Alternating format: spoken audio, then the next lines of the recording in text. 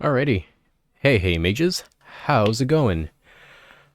So we are here to finish the big meme, the big meme itself, Snoot Game. And as for the rest of the week that I had, I wasn't here. Hey, Nate. Woof, back to you. I saw your woof from Discord. I was gonna message you, but I'm like, I just started the stream. But yeah, how are you? It's been a while since I talked to you. How are you, buddy? Big bear hugs. And yeah, I kind of fell off this week. I was planning to do a lot of FF7, and I did only like one FF7. Um, I got burnt out again, and this weekend was supposed to be the weekend where I just lock myself in and do all the FF7, and then um, so some things came up. The drain under my sink broke, and I just spent the entire weekend not fixing it but worrying about it. But then I realized it's actually super easy to do, so I'm gonna like probably head to Home Depot later or something to fix it. Just usual. Want to hug me? Want to hug you too, buddy.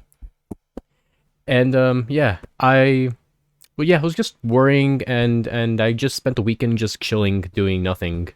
Um, I went back to Animal Crossing of all things, because 2 years ago I stopped playing it when I was in the middle of reconstructing my village, my island, and I left it like half done. It was a mess.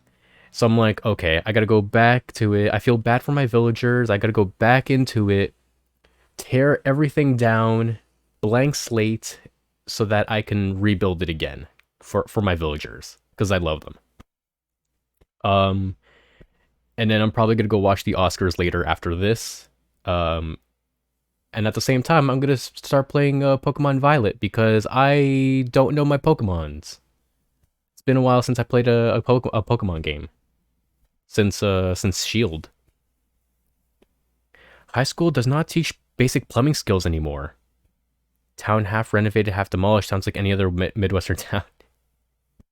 See, okay, I didn't know that that's what high school teaches you. I feel like high school doesn't teach you many like actual life skills that you actually need, like accounting and how to.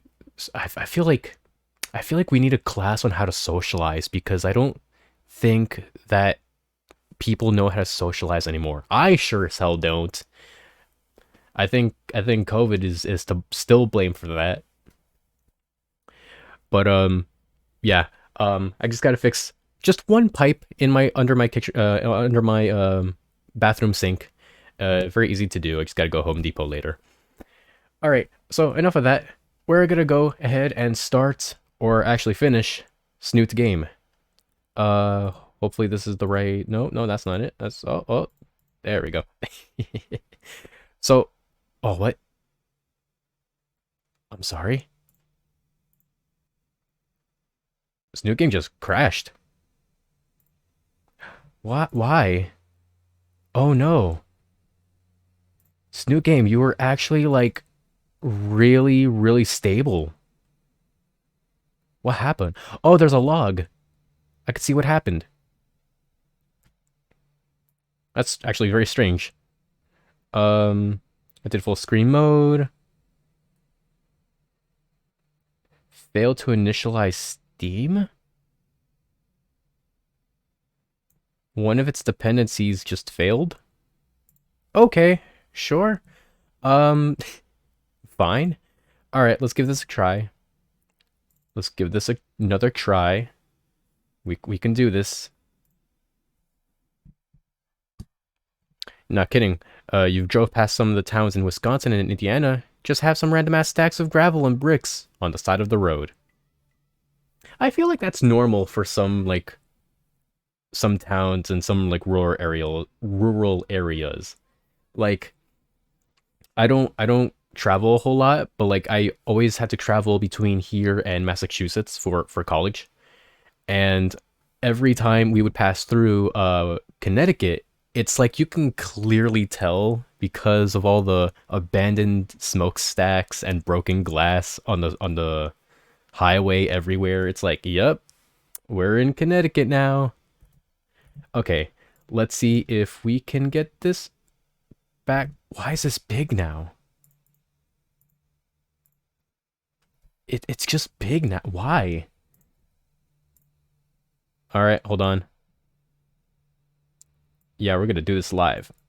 We're gonna troubleshoot this live. And then we pull. Yeah, there we. Yeah. Oh, there we go. That's how it should be, more or less. More or less. Connecticut, the Ohio of the Northeast. Yeah, actually, can see Connecticut is just there as like a waypoint for where you actually need to go. Okay. Um, that's more or less. Oh, yeah, that's more or less what I want for the game. Okay, and then I'm gonna move this over to my big TV. Oh, that okay. That's why. Okay, I understand. I completely understand. Let me try to undo this if I can. Okay, okay. It was resized because it was still on my computer instead of the TV. Okay, now we can start. So last time, we had an incredible character development story. Like it's better than it has any right to be. So Fang knew about us, shitting on their concert, and we had a whole thing with them, a very very intimate moment as well, a couple of ones, and now we're cool again. So now we have to figure out where do we want to have Fang's venue for their band. Also, Nasser and Naomi are tagging along.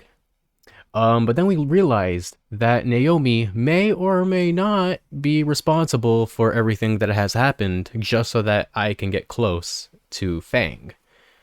Um, so we will see where that goes. But anyways, we are in Little Trudon, and it's completely unlike the rest of the city. Also, there's some volume. Instead of skyscrapers and glass buildings, the whole place is a series of interconnected alleyways forming a plaza. Mostly booths for scamming vendors, but every now and then, an actual building can be seen. Countless salesmen call out to Fang and I. Fang just strides past all of them.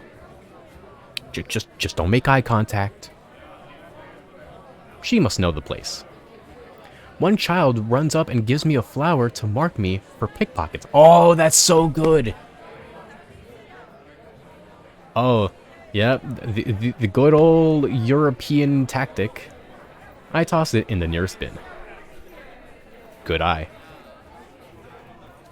Yep, living in the ass end of this place, I've picked up a thing or two.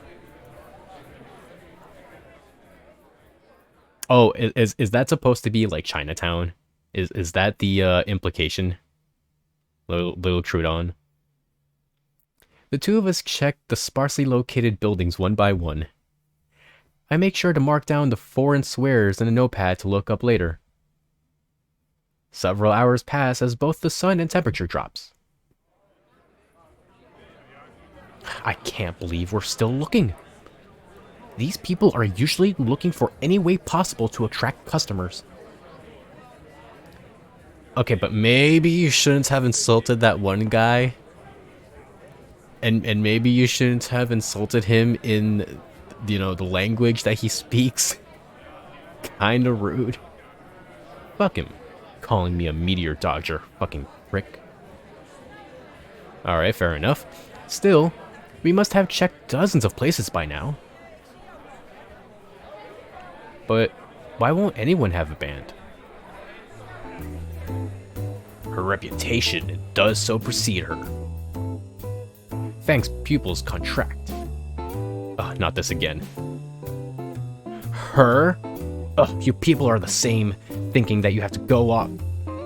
Fang? Fang? What? As you can see, her reputation does precede her. Choke on a platter of cocks. Everyone here knows of her, especially of her family. A full platter stacks high of cocks. What? Xavier Renegade Angel. I look at the fuck am I looking at? Do not think thoughts you cannot perceive. Wait, do not think thoughts you cannot perceive. It's Reed's uncle. The uncle you seek is elsewhere. What? Yes, I know of that which you oh so desperately seek. Wait, you know a venue? Where? But first the ritual. That must be conducted. Okay, this is progress. No way. No, but tell us though. Anything to get away from this guy. Oh, we will partake in the ancient humiliation that has slain my entire lineage. Even my own family, oft in this deadly sports before I was even born. The humiliation is diabolically easing, a clutching of earthly currency. For as long as I stand to hold it, and to the victorious, my own artifact holding me to this flimsy visage. A phone Roomba. What is happening? A phone Roomba? Only the finest tool to clean your phone. Here, let me show you its rushing majesty. He feels around his fanny pack for one of the Roombas, then holds his phone out on one hand. He puts the device on, and it whirs to life, slowly crossing the screen. Then when it reaches the edge, it beeps and turns around, making a return trip to where it started. That's stupid. After a few trips, the merchant turns the Roomba off and gives us an expectant leer. I just used my shirt though. I also use my shirt though.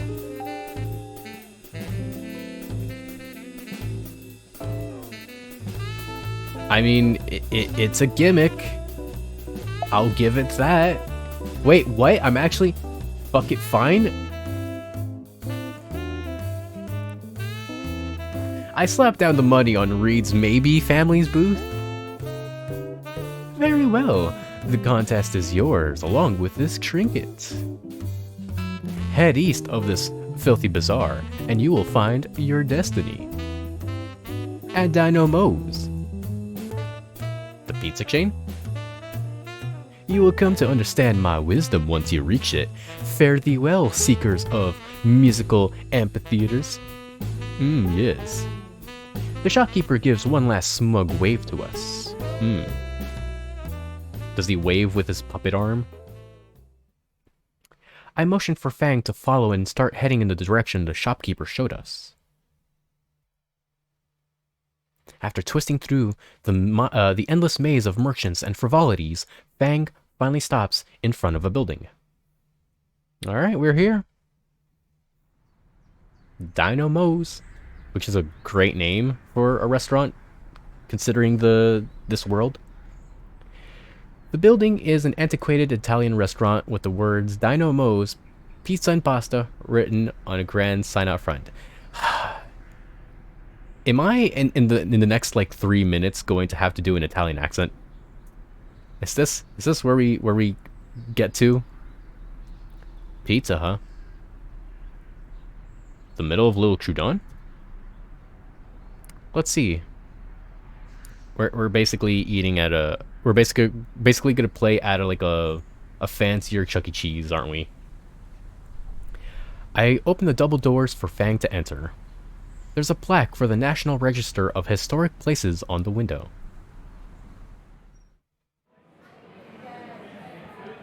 Historical, huh? Inside is a homely Italian-styled pizzeria. The warm candle lighting against the lattice dividers of the booths casts shades of orange along the walls and the floor. The two of us walk up to the reception desk. A very tired waitress puts a plastic smile when she sees us. Welcome to the historic Dynamos, table for two. Actually, we just needed to ask the manager something. The waitress rolls her eyes and skulks off. Service with a smile, huh? Working in the industry grates on you. If there's any place you don't want to work in, it's retail number 1. Number 2 is food service. This is a historical place, though, isn't it? Wouldn't they have, higher standards for it?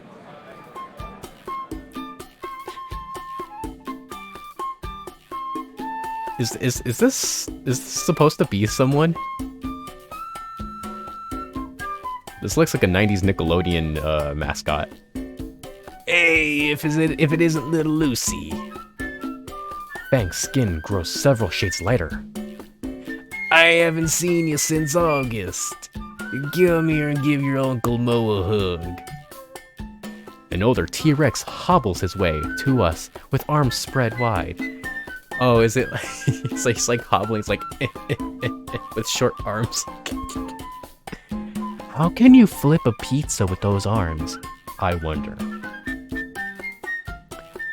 Well, as wide as he could, at least. Yes, I am also very terrified, Fang. Fang squawks in protest as she's pressed into his apron-covered belly. Uncle Mo, what are you doing here? I'm working, Toots. This is my restaurant, you see. I'm supposed to be Italian, but I have more of a Jersey Boston accent. Hold up, your uncle is Mo? Like Mo as in the Mo that started Dynamos? No, I mean, I don't know. My baby girl ain't swung by in ages. And who'd this be lucky guy? Don't tell me you got yourself hitched already. I love this guy. I love this guy already. I feel my own skin warm up now. The old T-Rex laughs louder and slaps his rotund belly. Hey, relax, kids. I'm just messing with you. Come on, I'll give you the best seats in the house.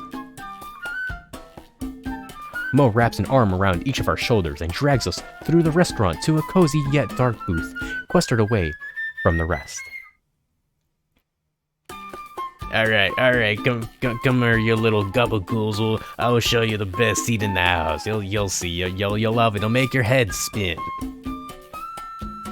I was like drifting more towards Brooklyn there for a second. We're shoved into our seats and the owner, uncle, bends over the table to light the sole candle there with his skinny little arms. I'm having a candle-lit dinner with Fang right now. I just realized that. Fuck.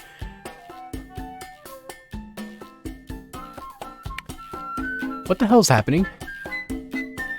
Now yous twos wait right there while I make my little princess fairy pie. On me, of course. Mo proceeds to saunter off, pushing through the double doors that probably led to the kitchen. I look over the candle to Fang. She looks how I feel at the moment, lost and confused. So what just happened? I don't know. Let's just not talk about it. So... Fuck. Come on, Anon, you could do it. You were part of the team that kicked Reddit's ass in the Claws of Duty Jurassic Warfare. Come on.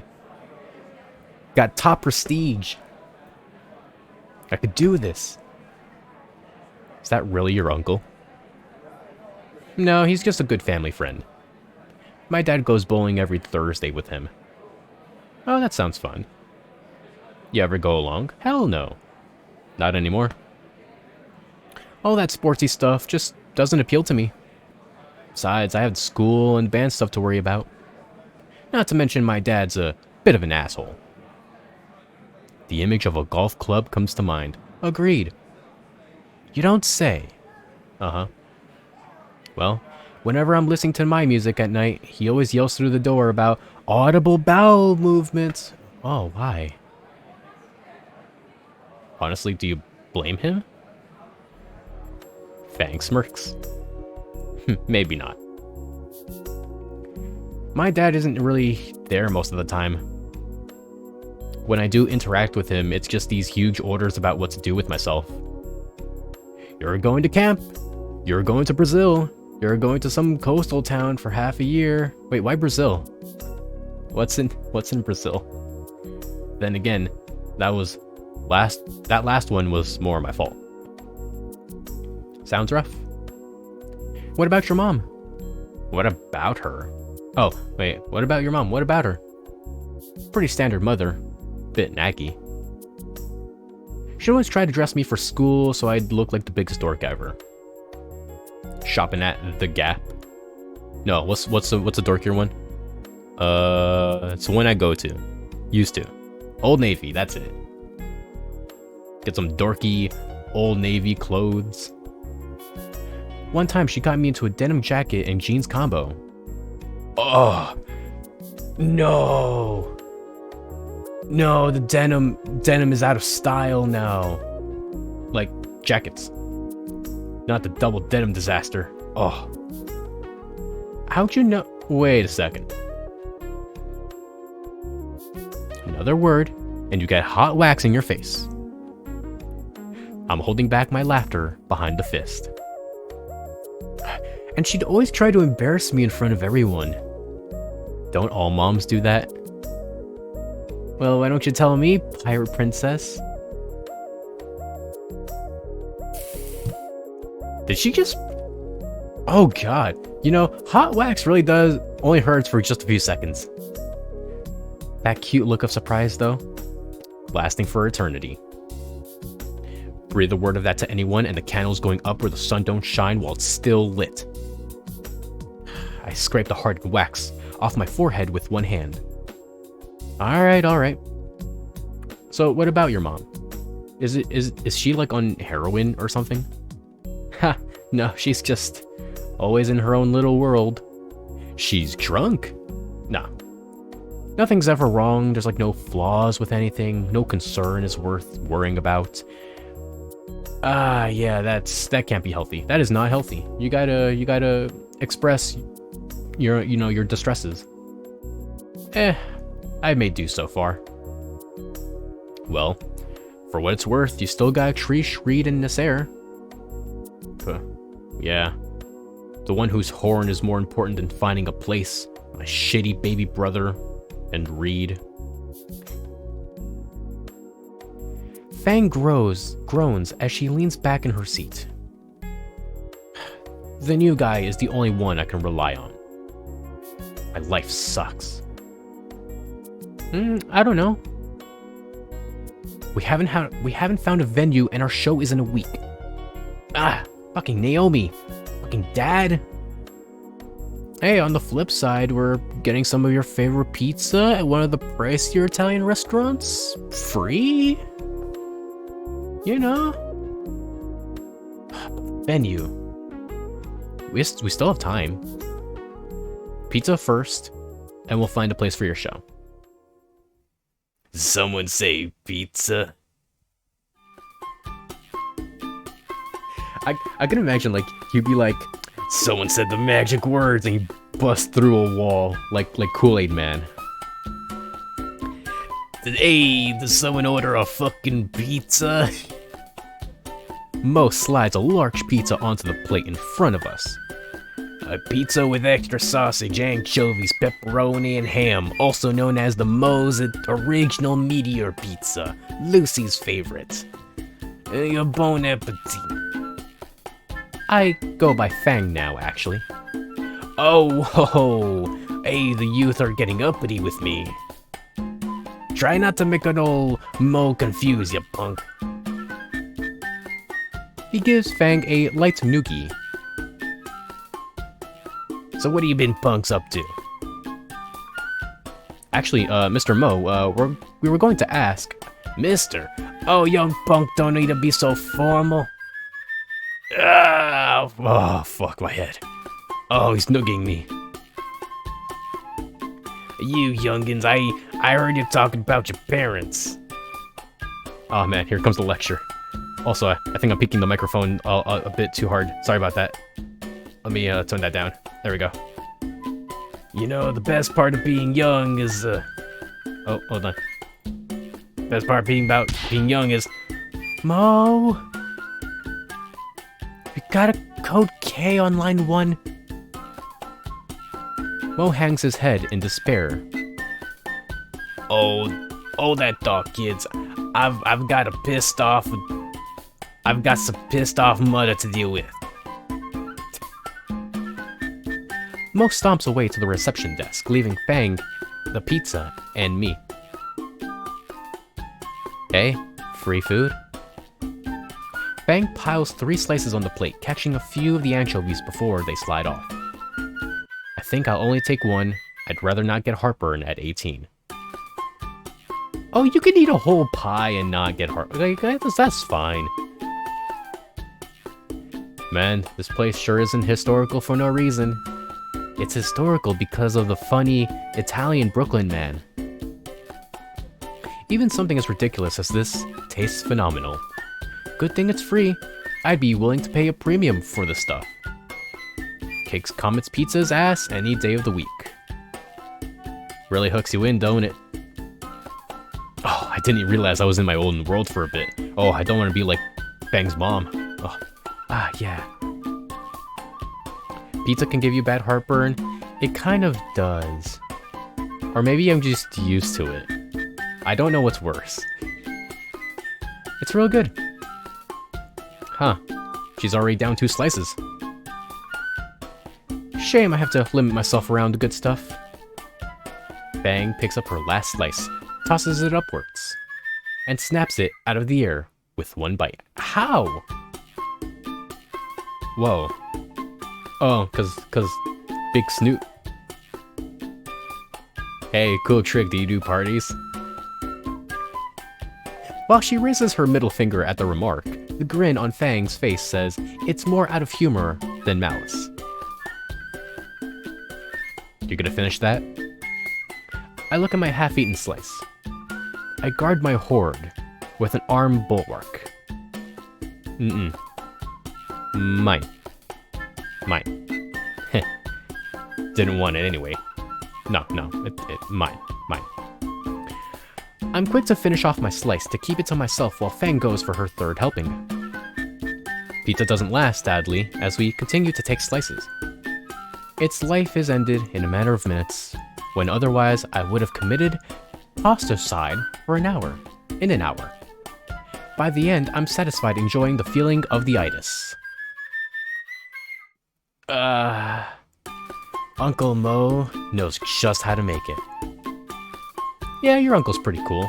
Or family, friend, whatever. Fang gets out of her seat, legs unsteady as she fights off the need for a well-needed nap. Alright, I'll see you at the front. I've got a serious need, like for real this time. I snicker and nod. See ya. Oh, right. I guess I still gotta ask Mo. Sure, leave me to deal with the uncle. I force myself out of the booth and casually meander to the reception area.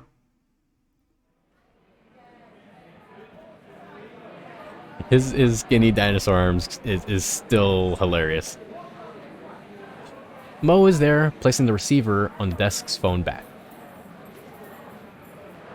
Hey son, do you enjoy the meal? Definitely. Feel like I'm blackout in a second. It's really good. That's what I like to hear. Glad to make your date then. Yeah, we weren't. No, you could have fooled me with that disaster you call flirting. No, really. Fang's looking for a venue. Also, what's with this like background porn music?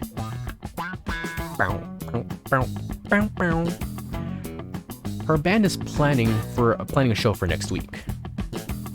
Really now? Why not have it here then? I look around the restaurant, trying to find any real place for the band to actually play. Hey son, sweat the details, kid. Mo grins. Me and the boys are used to making room for shows. You just tell me little Lucy got a place, then you sure to sweep her off her feet, yeah? You know what I mean? Yeah, you know what I mean. What? A non-EXE has failed. To be young and in love. Hey, come, listen here, Anon. Listen. I segretti dell'amore. The secret of love. It's not shared misery. You can complain about it all in the little details of life. But that don't just fix your problems. However, you can't be trying to do everything for her neither. Otherwise, she'd just be expecting you to fix her problems all for her. You know what I'm saying? Of course. The secret is support. Support? Hey, you just gotta be her support. You just gotta fix her own problems, but you just gotta back her up on them. And from what I hear from your boss and NASA, you already been doing that. I suppose I have. Like her at band practice on the roof. Like now. Bada bing, bada boom. You know what I'm saying? Bada boom. Hey, back to work, Jerry. Anyway, be good to her, Anon. She'll be good to you. I raised her right after all. Did you? Thanks, Mo. Hey, anytime. I've been hanging around you fools for too long. Can't just ignore the kitchen anymore, you know. Give little Lucy my regards, Sure. Alright, I'll see you later, sir. Mo saunters back to the kitchen. Now that I think about it, how does he cook with those little arms? How do you flip the pizza? I look a bit closer.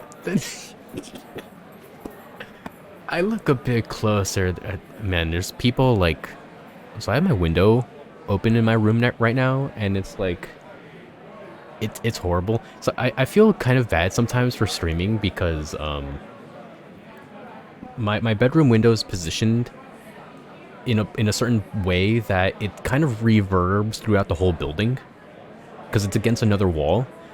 So I feel kind of weird that people can actually hear me going, "Hey, gabagool, hey, you know what I mean?" Like people are like, "What is happening in that room?" I look a bit closer. There's several toy claws hanging on a rack just inside the kitchen door. Somehow, I don't think that was something I was supposed to see. Alright, I'm back. Let's hit the road. Maybe we'll find somewhere to play before sundown. Actually, we really don't. Fang freezes in place. How? Your uncle? You asked Uncle Mo if my band could play? Yeah, he seemed pretty excited about it. He's got a stage ready and everything. Fang still isn't moving. Did Fang EXE just crashed? Did I do something wrong? It's a blur of motion. Aww. 1 second, Fang looks like she was going to start hyperventilating. Next, it's like I'm wrapped in a blanket of down feathers, being shaken from side to side, with a tinnitus-inducing scream right in my ear. I'm gonna bend you! It's so infectious. My arms reflexively support her, wrapping around below her wings. Fang's arms are wrapped around my shoulders as she clings to me. I feel something warm, some soft, and somewhat moist press against my cheek. We gotta bend you, we gotta bend you, we gotta bend you, we gotta... Ah! All the movement stops and reality resumes. Fang's wings withdraw from around us. Your window is next to your neighbor who smokes, so he might actually see you play video games. Oh, that's strange. Or interesting? I don't know. That feels strange. She pulls away until only her hands are on my shoulders. My hands are now at her sides, and I feel her warm scales on my palms. Oh.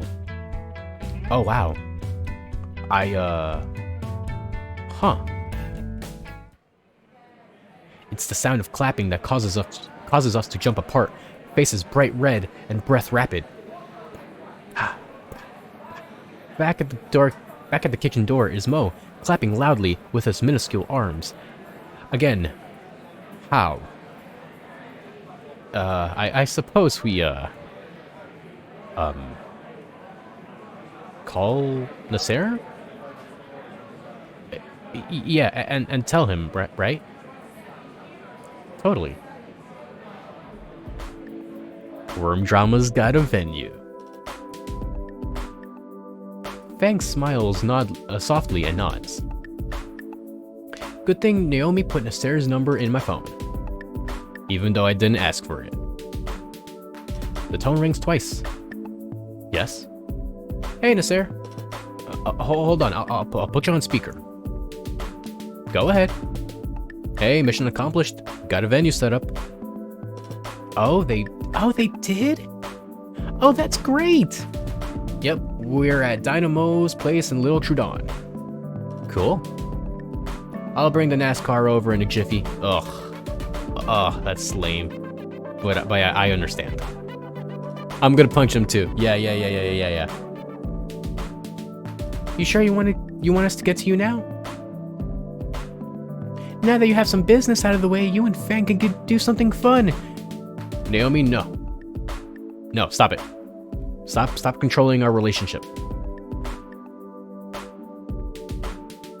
But you know, it may not be such a bad idea. Even if it's an idea from the Orchid Oppressor. What? Oh, good lord, I'm never gonna be able to play golf again. Oh, your dad's gonna kill me. I'll pass. It's getting pretty dark. Aww. Alright, stay put and we'll be over there soon. Alright. See ya. All that's left is to wait a few minutes for the ride to get here. Fang is sitting on a bench in front of one of the restaurant's windows. She's humming to herself, and the tail is drumming Eurobeat on the bench. How's it Eurobeat? I take a seat next to her. By now, the plaza has cooled down, most of the shops have closed, and the only people still out are returning home after the long day. The two of us sit in companionable silence save for Fang's humming and tail drumming. Her mood is contagious, and soon enough, I'm humming with her. I already know the song. It's from the roof. Except more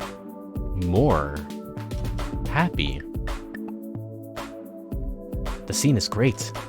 Just Fang and I on a bench in the waning sunlight in the middle of the deserted plaza.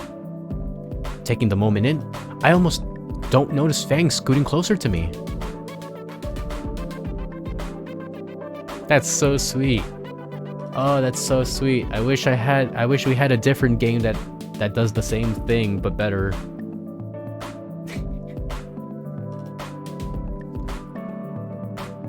Mom, Dad, we're home.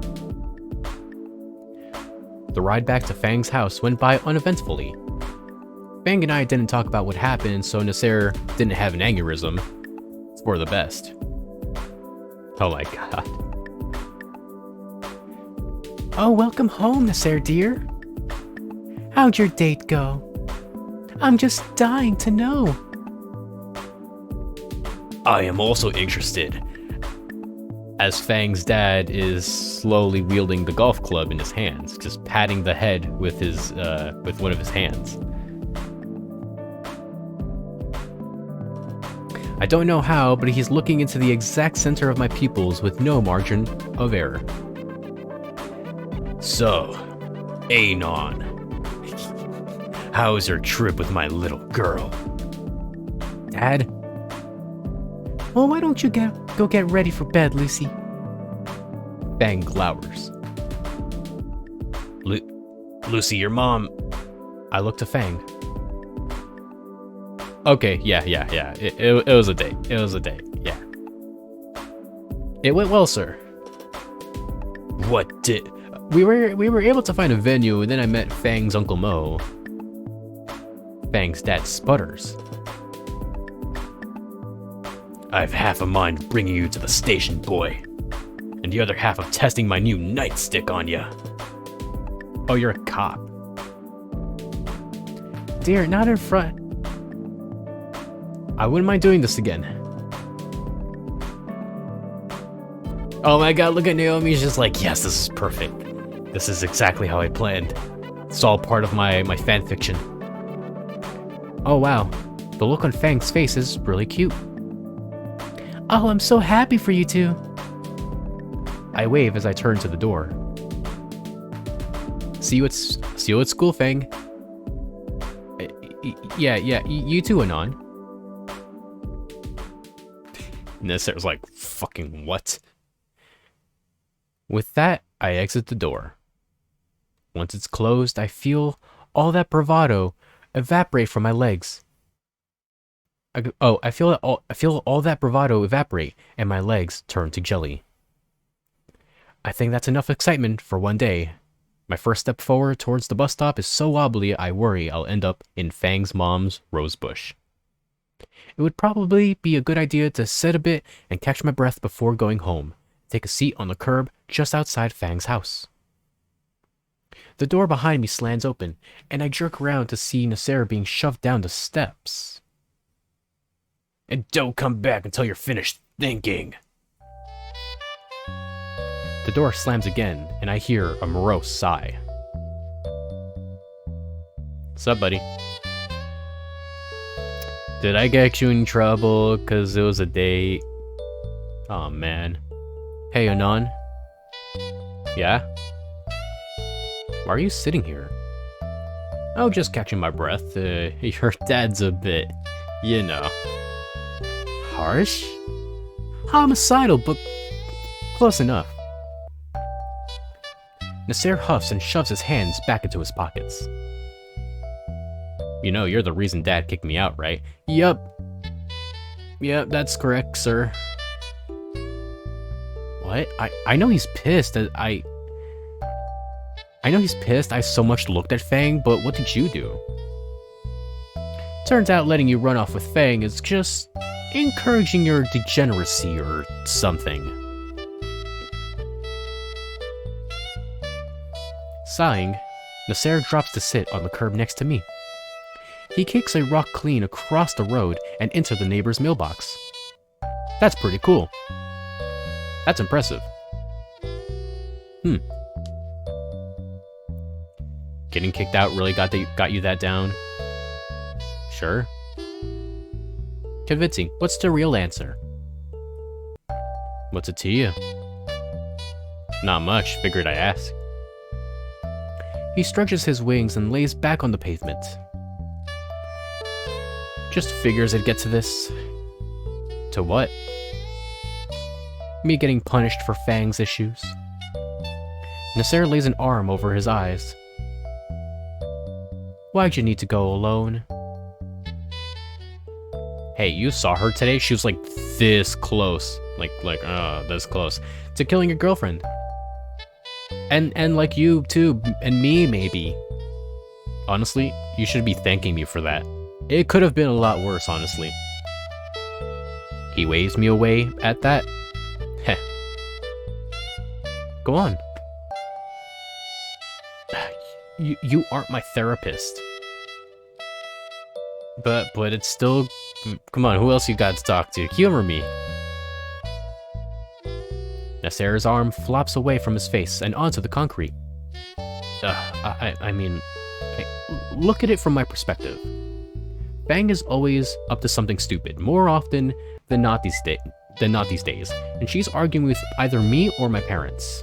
At this rate, Fang will end up like a junkie, or in a prison somewhere. I also cringe at the mental image of Junkie Fang, even though she's like already halfway there, honestly. Mom and Dad have pretty much accepted that, so who do you think all their hopes and dreams go to? Me? With a growl, Nasir sits back up. Honestly, yeah, that's super fair. When you have like multiple kids and one of them is like, you think is like a total letdown, like you want to put all you want to bet on the other kids, on your other children, which is what a lot of parents do, and it sucks. It's not like I'm allowed to have problems of my own, not allowed to mess up or do anything less than the best. Judging by that trophy case at school, you aren't doing half bad though. Because he had to carry. I wish it was an option to fail, I mean. Instead I'm stuck with no room for error and still with a broken sister. And she's still my sister, you know? Okay, the only thing I'm thinking now is, okay, yeah, but those trophies aren't gonna fix, big air quotes, fix your sister. Can't help but be worried for her. But what can I do? She hates me, and I can't bring up my worries with my parents. Even Naomi notices I get stressed about it. I just want my sister to be happy, to go back to normal. But I don't even remember what her normal is. I don't have siblings myself, but if I did, I certainly would have trouble doing all that you're able to. I'm just scraping to get by myself. That selflessness by itself should help you, right? Huh, selflessness? Are you kidding me? Her friends would be destroyed if Fang just dropped all that. And who am I to even wish she were different? Wait, so you're getting all worked up about this, but you aren't sure if it's the right thing. Yeah, I guess so. I try and parse everything Nasser's bitched about up to now. Alright, well, time for Dr. Mose's psychological response. You know, Nasser, have you just considered just not? Not what? Just not. What? Nasser practically lunges at me. With his big beak, I hold up my hands in supplication. I consider what to say. Mo's advice drifts to the forefront of my thoughts. Okay, hear me out. Just consider this. As I proceed to do my most garbage Italian accent to Nasser. You know what? Screw it. I'm gonna do it. Maybe it's not your job. I mean, you got out of your ways to try and help her, you know what I'm saying? It's like, what? What are you talking about? Why are you talking like that? Hell, even Naomi has tried, but maybe Fang's problem is her problem to fix, alright? You know what I'm saying? It has nothing to do with you. But we met your uncle today. He's amazing. He's the best. Uncle Mo? Yeah, and he had some advice for me. He said she needs someone to support her, not fix her problems for her. Isn't that what I've been doing? Remember the show in the auditorium? The perturbed Tetrasar sags as he recalls that disaster. Yeah, he pretty much just carried that entire concert. Like, he just did it for her. Oh. Look, man. You've got a lot of problems on your own. Maybe you should handle those first before you try to fix your sisters. Well, if Uncle Mo said so, of course he said so. Why would I treat you wrong? Why would I do you wrongs, you know? But why did he tell you that? Oh shit. Oh no. You know, just some Italian advice, good old-fashioned Italian advice from an old guy. You know how they love to give advice, those Italians? His head shakes side to side, dismissing my dismissal. No way. No way. Not Uncle Mo. He would never give you the time of day. Shit.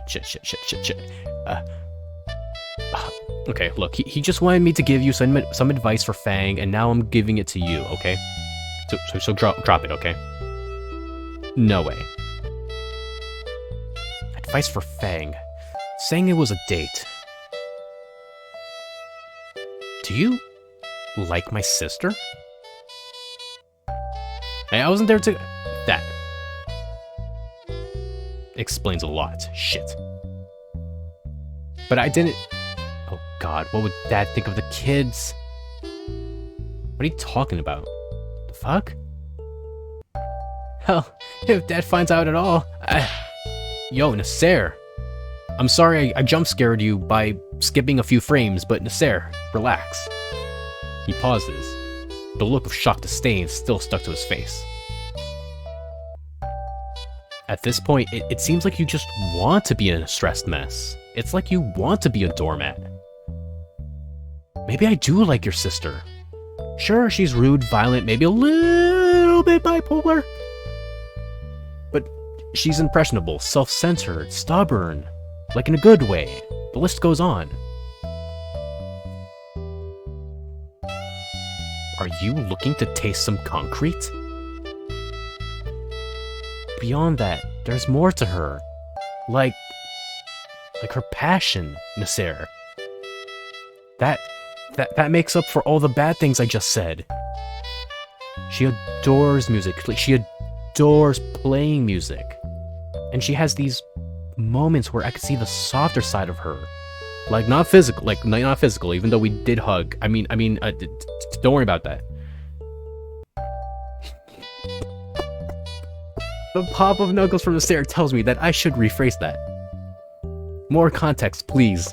Crack. No, I mean, I got to see a side of Fang that she hasn't shown anyone else. A side that's willing to give a loser like me the time of day. And that's enough? I don't know, man. It's all uncharted water to me. Like, how did you and Naomi get together? That is a very long story. How long? About 2 school semesters, 30 track meets, a school election. So about a paperback book then? Sure, why not? Nasser hums and reclines back onto the pavement. Sheesh. How did we wind up talking about our lore lives? Hey, speak yourself, man. I know fuck all about this stuff. I'm just winging it. And I don't even have wings. I'm the only person that doesn't have wings. And you think I do? Naomi's the one that makes all the plans and stuff. She does seem to do that a lot. Just the way she is. Anyway, I think Dad's had enough time and beer to cool down now. How long has it been? About an hour, I think. Wait. I swiftly withdraw my phone to check the time. Oh fuck, I'm gonna miss the last bus. Oh no, I'm stuck here. I could give you a lift. And let you find out that I live in the shittiest part of town? No. Nah, it's fine. If I run, I think I can make it. Well, don't let me keep you. I'll catch you at school, Anon. Yeah, sure thing.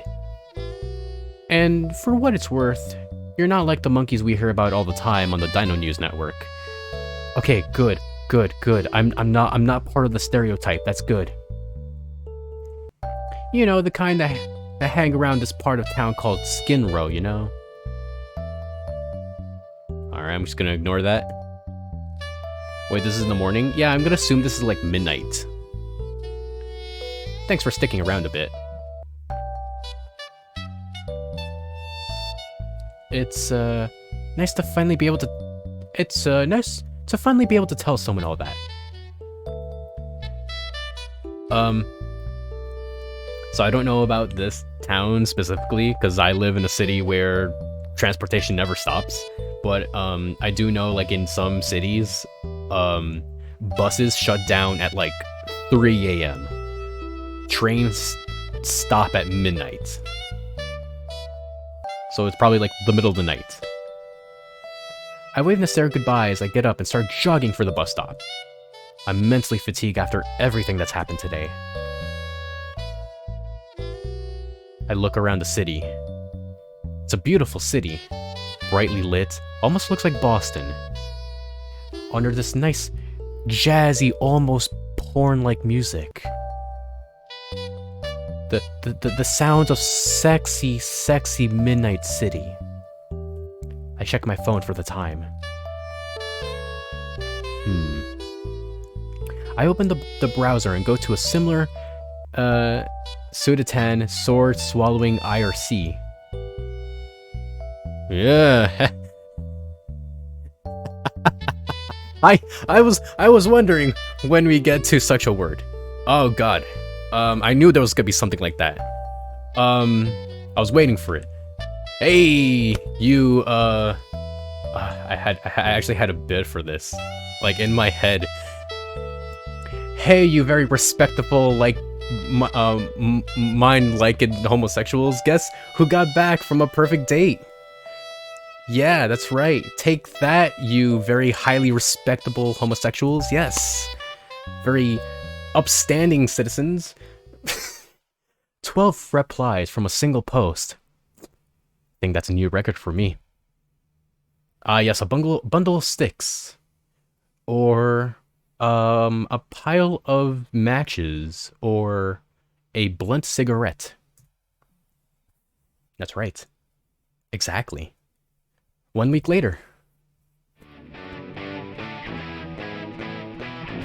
The week's been a mix of excitement and trepidation. More excitement from Fang and the band, and trepidation on my part around Fang. Having come to terms with how I feel, I just can't stop noticing all the little things she does. Like her cute tail wagging to a silent tune. Or her weird and funny way of eating. Or how soft and huggable her wings look. Alright, don't get too excited.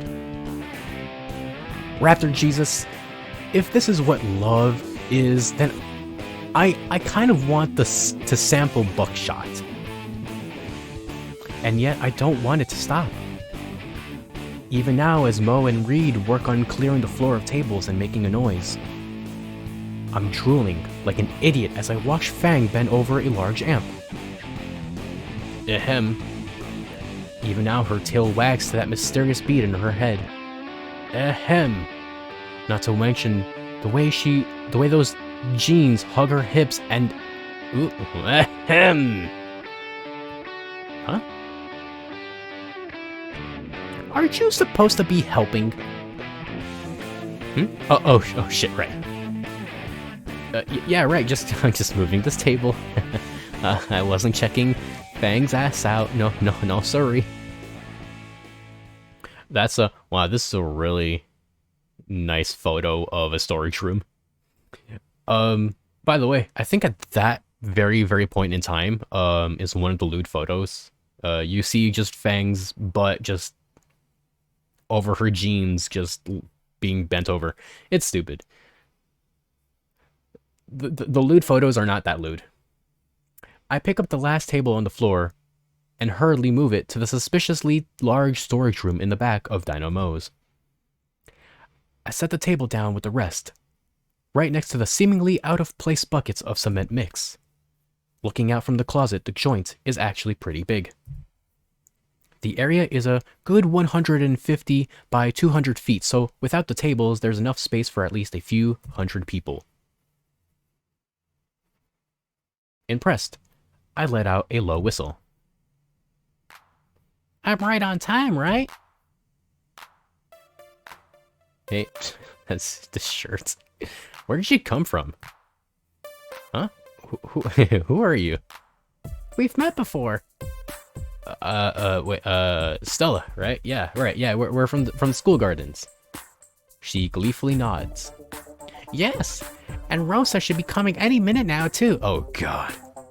I haven't spoken to either of them since the campus beautification. Well, other than Stella through the bathroom door, but that doesn't really count. But Fang and the rest will be happy they'll have at least 2 fans. Right? You know, there's always room in the garden club if you still want to join, Anon. There's no way I'm going back to that sort of prison labor. No thanks.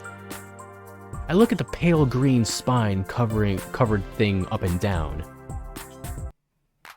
including the Opie shirt she's wearing. What the fuck? You do know what your shirt says, right?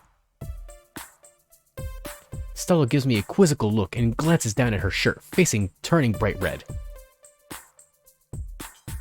Oh my! This was the only clean shirt I had. If I didn't feel the way I did about Fang, I think Stella's stammering was kinda cute. Why don't you just turn the shirt up inside out? Suddenly, her face lights up and her eyes return to me. Wait, that means you like anime too, don't you? Play it cool, Anon. Play it cool. No need to reveal your power level. Alright?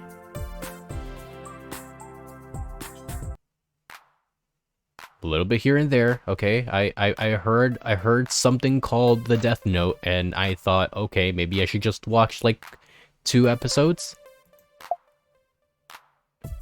Yeah, a little bit. Oh, that's amazing! I don't have anyone else I could talk to about it. What's your favorite anime? I love Precure. Fuck, wrapped Jesus on his cross of rock. It takes all my strength not to physically cringe. Oh, are you the kind of fan that will gatekeep other anime fans for liking certain anime that you don't? Of course he is. Oh, we should watch it together sometime. I have the box set of every season. We can marathon it over a long weekend or something. Maybe another time? I'll just block my calendar for this, maybe for like the rest. Maybe for after the heat death of the universe. You looked away, you wondering why her shirt says that? Yep.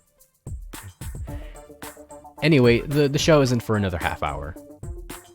Also, I'm pretty sure you'd be aware of the shirt since it's your only one. I wanted to ask you... Oh, whoops. Hold on. What was it? What'd she just say? I wanted to ask you before, but what did you think of your fortune? I, kind of forgot. I legit forgot.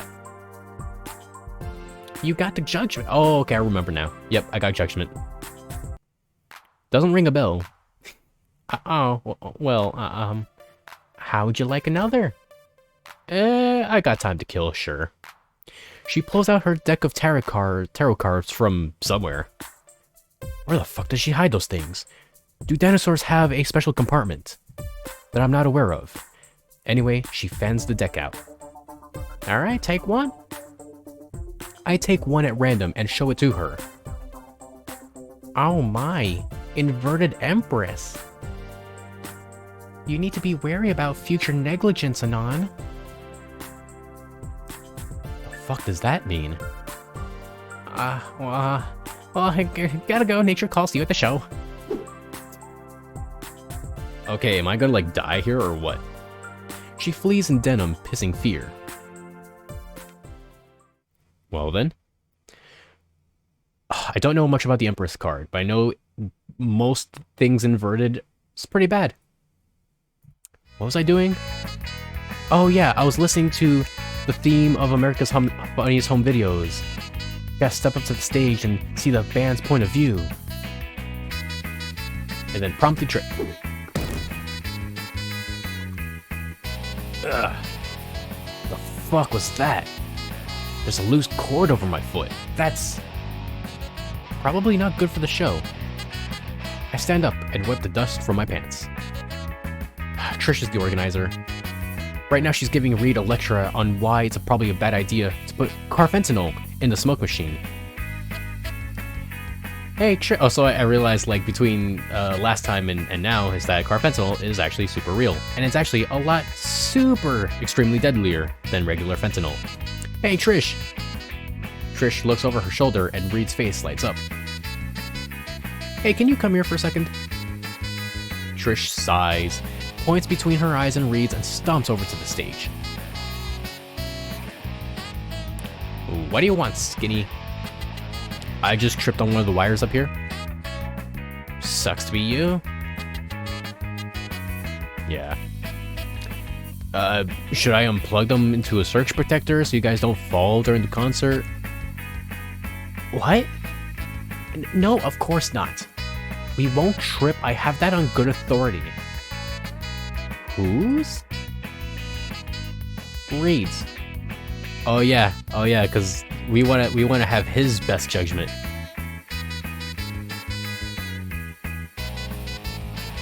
You trust his word on something like this? Sure. He's the expert on this stuff and all. Before I can object, Trish turns away and runs after Reed, who's huddled over the smoke machine, pungent fumes wafting from its exposed innards. Did he actually put drugs inside the machine? Oh my god. Well, seems like he's got that handled, I guess. Trish seemed pretty confident that Reed knows what he's doing with the stage, I guess. But Reed obviously doesn't understand cable management.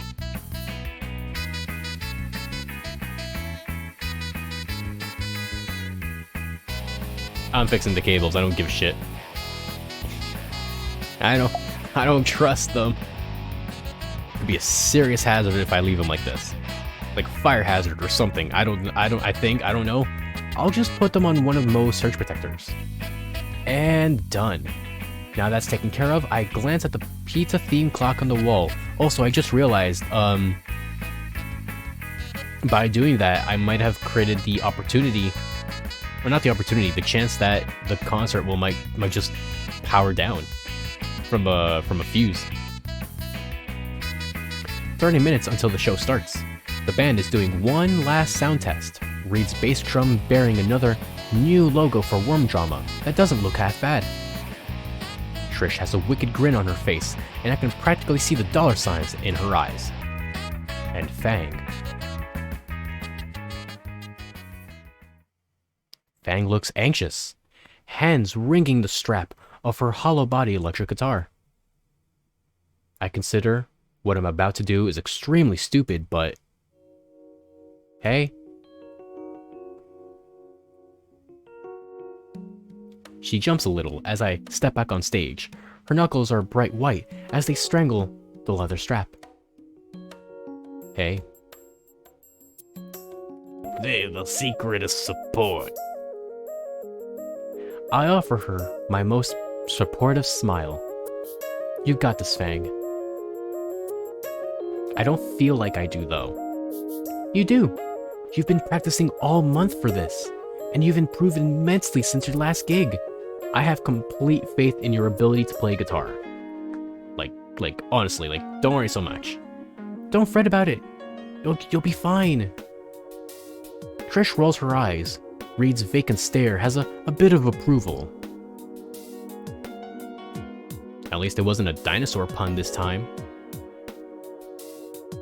I'm not that unfunny. You are. Fuck you, I'm hilarious. No one thinks that, loser. Don't you have something to be triggered about? You can't use that word, that's our word! Isn't that like universal? Just did, you want to see me do it again? I'll have you know that I'm the biggest troll.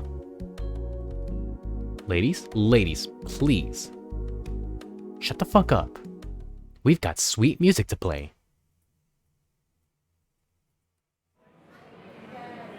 Showtime.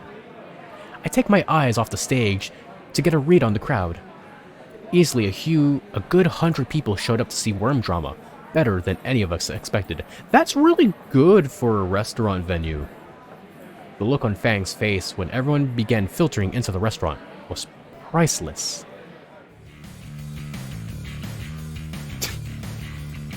guess they didn't have sprites for everybody. They were on the last song of the night, the bizarrely long name of which I missed. I just gotta ask, why is Hitler riding my bike, pretending to be a monkey? Oh, okay, yeah, Reed definitely wrote this one. The band has really improved, as opposed to booing and pointing at the audience. And the audience is listening intently. Nobody has tripped so far. At 3 a.m. in the morning, on a... Yep. As if right on cue, half the lights on stage cut out. Trish strummed silently before giving a confused glance at the speakers. Tuesday? Fang fell out of tempo with Reed's drum stumbling over the end of the song. It's silent. I began to clap, followed by several Ultra patrons. Yeah, hell yeah, let's do it. Including Stella, who looked seconds away from being curb stomped. Rosa's on the other side of the room, too entranced by the music to care. My eyes scanned the room before noticing Trish, the sheer, vehement rage radiating from her, visibly distorting the air around her. Fuck. Oh damn, I goofed up. My jaw aches as I picture myself in Stella's place, courtesy of one pissed off womanlet. Before I have the chance to escape, I hear my one saving grace. Anon! Fang reaches me before Trish leaves the stage, extending her hand for a high five. We did it! No thanks to that asshole! Oh no. What's wrong? Skinny sabotaged the show. I told him not to touch the wires and look what happened. Hey, I was only trying to help. Someone's gonna trip. I guess something did trip after all.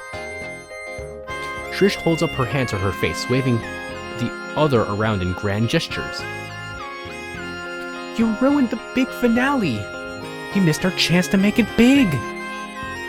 Why is that? Why is that only my base cuts out anyways?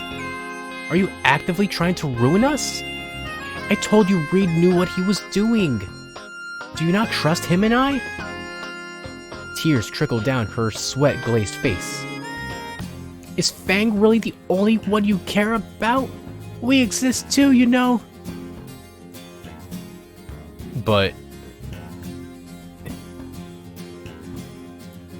it seems like everyone was like looking out for each other a little bit. So hypocritical. The sharp words cut right through me. Jeez, Trish. The show went great. Our first good concert. People cheered. People clapped. The crowd actually clapped this time. No thanks to him. I didn't do anything on purpose, though. Even though you personally deserved it. Before she could interrogate me further, Fang grabbed Trish on the arm. Hey, Trish, didn't you say you wanted to set up our merch? Trish winces, then gives a begrudging sigh, lowering her accusatory finger. You aren't worth it. Awesome. Trish storms off, leaving Fang and I alone, and Reed, who was listening the entire time. Sup? Bro? Anon, dude. You really should, trust others, you know? It's like they say, trust is the building block of our economy, or something. What? There are two kinds of people in this world, bro. People who believe and people who trust. And you believed in something false. Your impulsiveness. Before I can begin to comprehend Reed's capitalist sermon, my ears are assaulted by the very Italian yelling. Hey kids! Hey, Mo. Look at this here, the pro, like you look drinking for soul meat. Reed looks almost jealous of Mo's new garb. Oh my god, that's the worm drama apron. Hey, nice threads, compadre. Hey, someone took my apron. Hey, get back to work, Jerry, you're on the clock. It, looks nice, Uncle Mo. Anyways, you's gonna be helping with the cleanup, right? I look at the absolute mess around us. Back. Fuck, that's right. Well, at least he's promoting the band, that's good. An hour later, and I'm stuck mopping up where the mosh pit once stood. As my mop head gains a tinge of red, I pray to God this isn't from Stella. Rosa wanted to stay and help clean, but... I'm so sorry, Stella. Come, I shall nurse you back at my home. I'd feel more sorry for Stella, but Rosa looked capable of helping her. My God, that's a lot of marinara. That's a spicy meatball. Oh yeah. Bang and Trish are that's so stupid.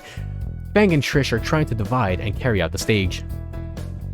The mop really isn't getting the mop really isn't getting much from the floor. How am I supposed to have a bucket or something? Oh man, all that Italian speak is making my throat extra tired early. Yo, Anon. Reed crosses right through the puzzle. Bleh. Reed crosses right through the puddles, tracking grimy footprints without a care. Hey man, what'd you think of the lyrics? What were you on when you wrote that? Reed rubs his forehead, struggling to remember more than 10 minutes ago. I don't know, man. The floor, maybe? But I also distinctly remember floating. You know, dude, we've been doing this since junior year, right? And this is the first show anyone's actually liked. Wild. Oh, you've only been playing for a year. You know it, man. Crazy how time flies. Man, back then, Trish had these crazy long horns and glasses. Now, there's a thought. Trish with glasses?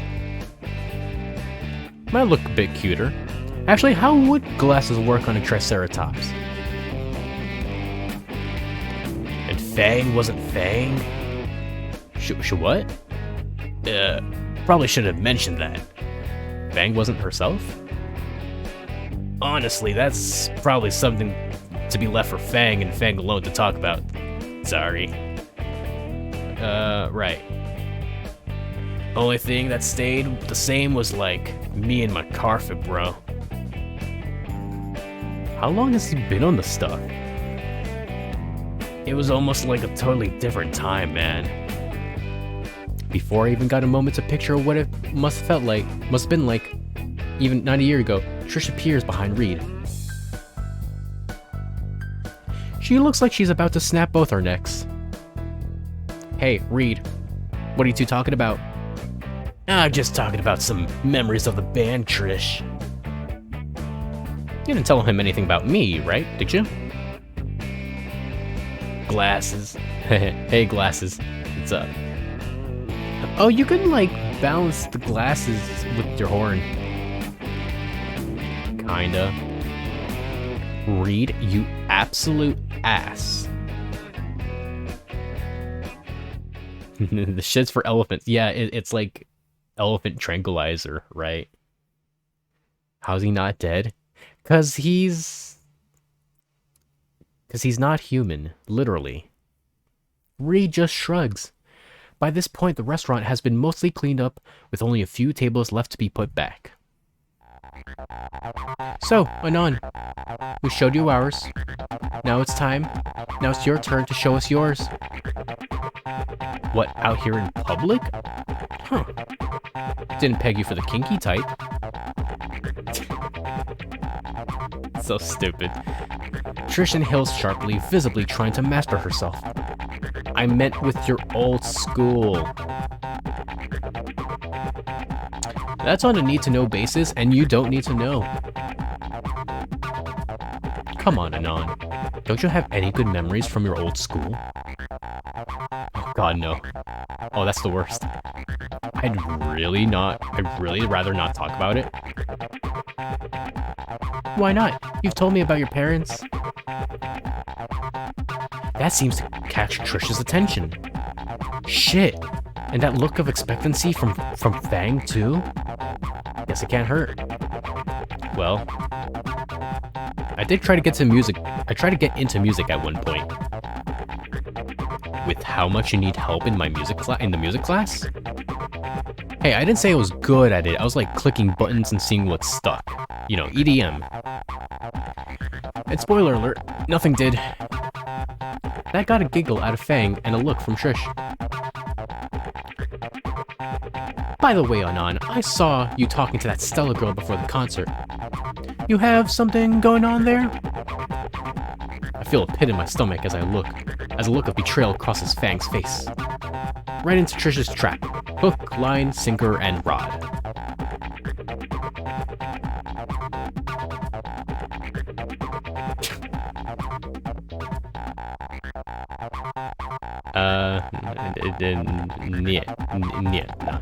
No, I'm good.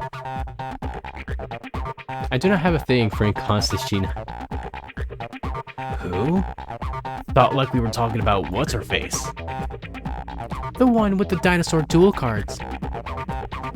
I thought those were Pocket Raptor cards. Weren't they hand egg cards?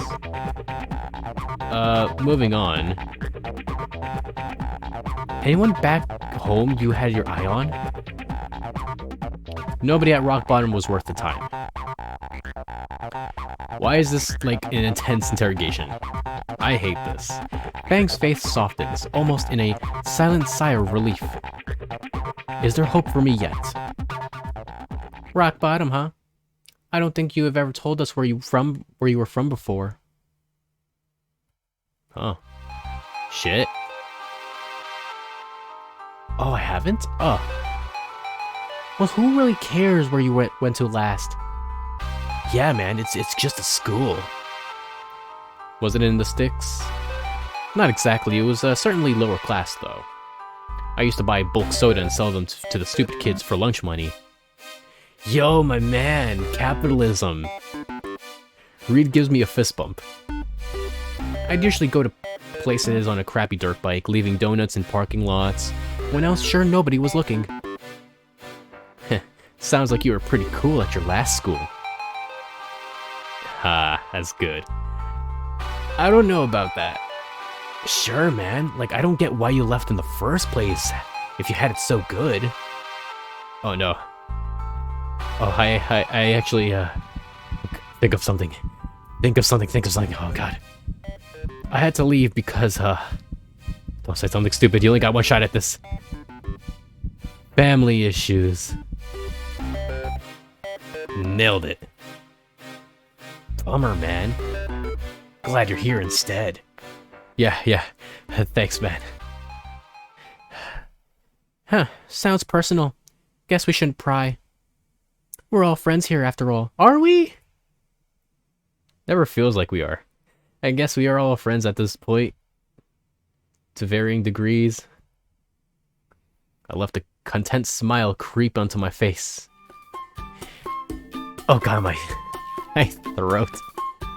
Hey, you stupid kids! The Tyrannosaur stomps over to us in the kitchen.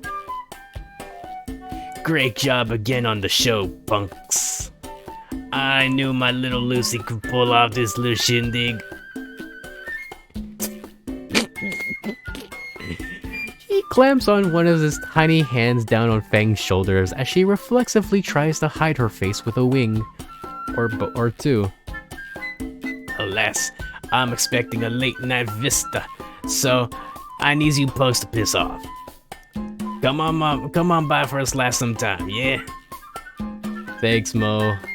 You're the best. Yeah, man. Thanks a bunch. Now scram, you kids. I've got to clean up and then deal with this. You know what I'm saying. And we're pressing that. A few weeks later.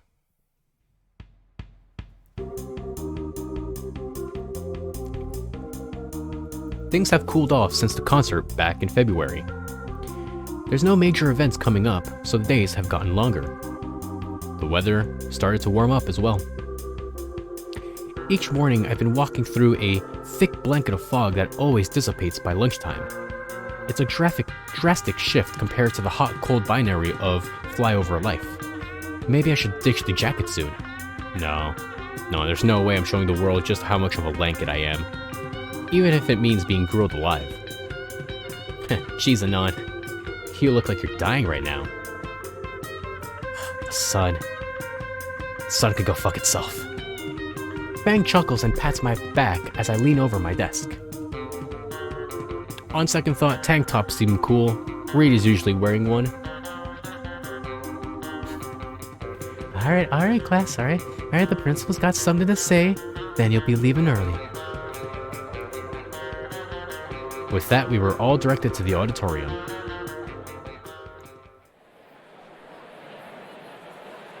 We didn't have assigned seating, so I immediately thought of sitting with Fang. Knowing better than to look through the ocean of students, I followed my nose to Reed. The fetid raptor was sitting in the very last row with Trish. Why? Why? Yo! Reed's bellow easily eclipses everyone else's. I wave back, hurrying past my awestruck classmates to claim my rightful throne. Hey guys, save you some seats. Hey guys, saved you some seats. I take a glance over to see Trish pouting. Fuck, he found us. The last students trickle in through the doors and take their seats.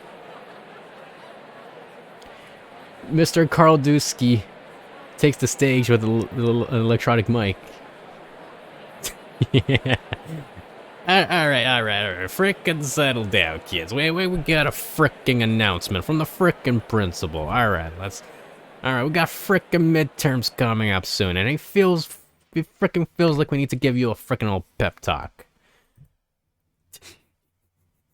The audience collectively groans. All eyes are now towards Carl here. Sorry, Carl, you were the best, but now we got Mo.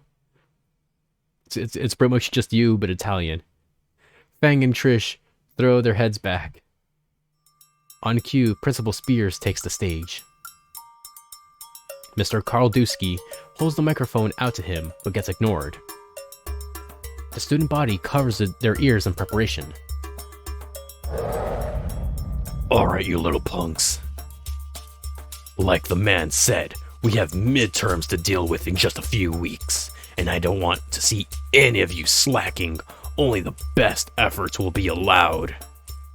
These scores may not affect your overall grade, so many of you may decide to disregard them. It's a weak mindset like that can and will trap you.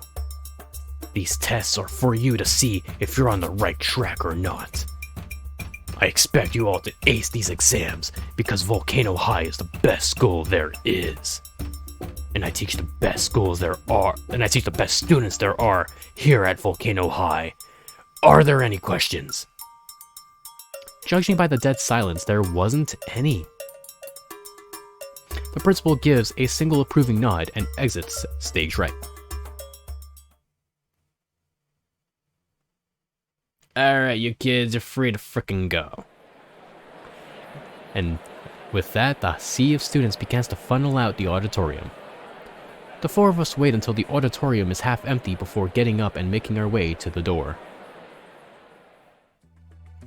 Man, the side characters are all amazing. Love the side characters. Our motley crew make it to the front lawn of the school and Reed falls flat on his back in the freshly mowed grass. Later, guys. His breathing becomes a rumbling snore. So, Fang, you're actually gonna study? Mm-hmm. We can go to the library. There shouldn't be anyone there. I don't think I'm allowed there anymore. I wasted too much bandwidth. Don't ask me with what. Fuck using my own data to pirate all these games I'll probably never play. Wasn't asking you, douche. I kinda just want to go home. Okay. Talk to you later, Fang. Yeah, later. And fuck you, Anon. I didn't do anything this time. Why? Why do you do me like this? Ah, fuck her though. Whatever. See you Monday, Fang. Before I could turn away, Fang's head catches the sleeve of my unnecessary sweater. Actually, I was thinking... Fang's grip loosens on my arm, leaving her hand to rest on my forearm. Wanna, like, study at my place? I, kinda need help with science. Sure, wait... Wouldn't your dad make me a hunting trophy? Would make me into a hunting trophy? I don't think that you're good of a catch. Damn. Ow. Besides, he's working a late shift tonight and my mom should be out clothes shopping or something, again. It's okay, Anon. Alright, you're just going to Fang's house. Alone. Just the two of us. Bill Withers would shut the fuck up, holy fuck. Okay, then, so, how are we gonna get to your place? Oh, shit, the bus. We can make it to the last one if we run. Oh, go fuck yourself, Bill Withers. Is that a name I'm supposed to know? We make a mad dash to the last bus. I'm sweating like hell. I'm sweating like hell by the time we get there. Made worse by the fact that I'm still wearing my jacket. Still must not take off. Must not expose skeleton arms.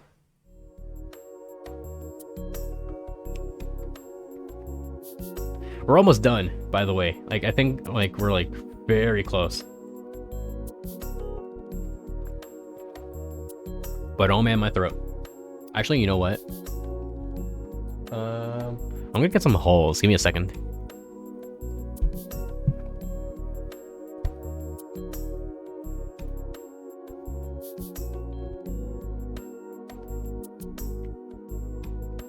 Sorry, it's not holes, it's Ricola. Excuse me.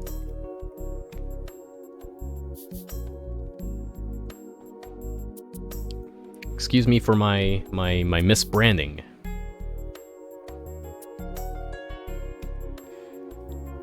But yeah, once again, 4chan stuff aside, it's like a really good written, it's like a pretty decent written game. For like a visual novel of like this type. It's kind of crazy how invested I was a few times.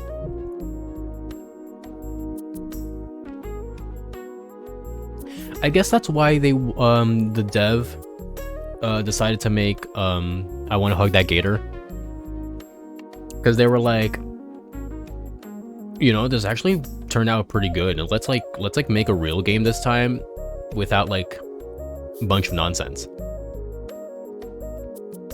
Or maybe Gator has even more nonsense. I think that's why people like it. Who knows? Maybe in the near future, I'll play that.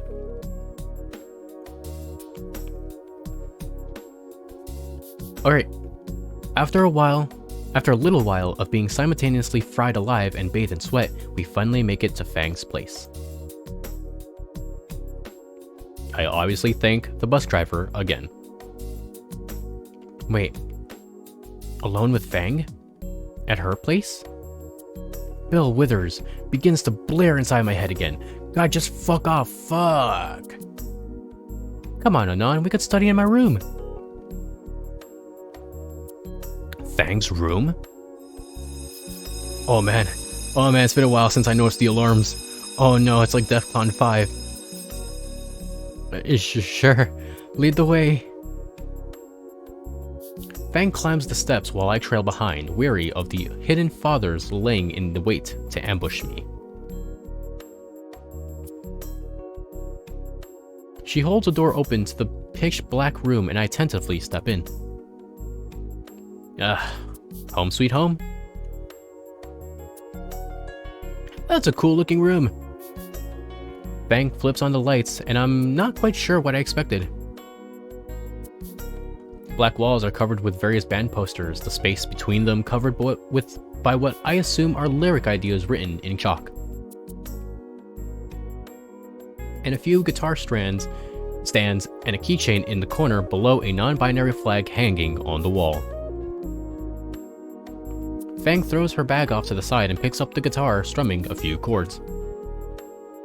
I plant my hands in my pockets nonchalantly, looking around for a chair or something. Just sit on the floor, dweeb. Not even a beanbag chair? What kind of lazy teenager are you? The kind that has expendable guitars in arm's reach. Fair enough. I use my backpack as a makeshift backrest. Hey, what's the guitar for anyway? Play music. No, I mean, aren't we supposed to be studying? Or like, are we just doing music first? Ooh.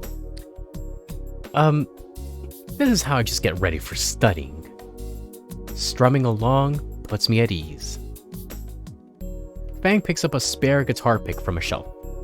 She begins playing a short riff that I recognize from one of Worm Drama's songs, smiling and relaxing as she goes on. Like my own personal concert.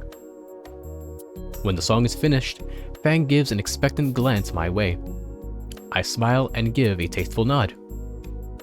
You want to try? Fang takes off the guitar strap and extends it for me to play. I'm not sure what she expects me to do, but I could give it a shot. Though, aren't we supposed to be studying for midterms? We don't study for shit. Nobody studies in this world. These scores may not affect your overall grade, so many of you may decide to disregard them. It's a weak mindset that can and will trap you. These tests are for you to see if you're on the right track or not. Is it really alright to slack off?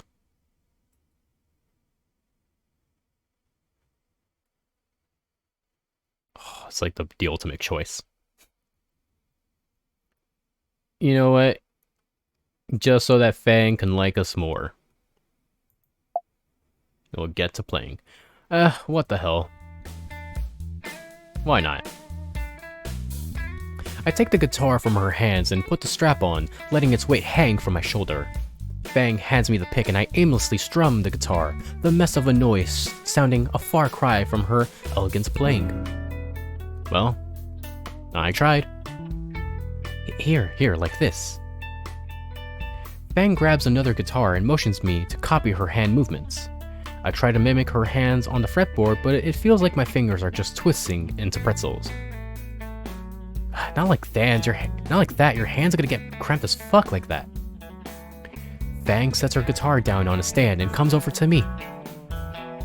Holy fuck, no wonder you sound like a horny cougar. Wait, like the cat or like the old ladies? Here, like this. Her hand covers mine as she tries to readjust the position of it. No, like, stop fighting back. Ow, wait, ow, hey. Oh my fucking god, just relax her hand. I would if I could, but these goddamn alarms weren't freaking me out. Hold on. What? Fang walks behind me. Don't turn around. What? She's standing right behind me. Oh my god. She's standing, or more like sitting. Sitting. Right the fuck behind me. Also, if the door was closed, and like, let's say Nasser came back from school, and were to hear like, oh, my hands. Oh, no, do it like this. No, not like that, like this. No, you gotta put your fingers here. That's gonna like cause a shit show, which is what I'm gonna predict is going to happen. Her body presses against my back, and her arms come around, each of her hands taking my own and guiding them into proper position.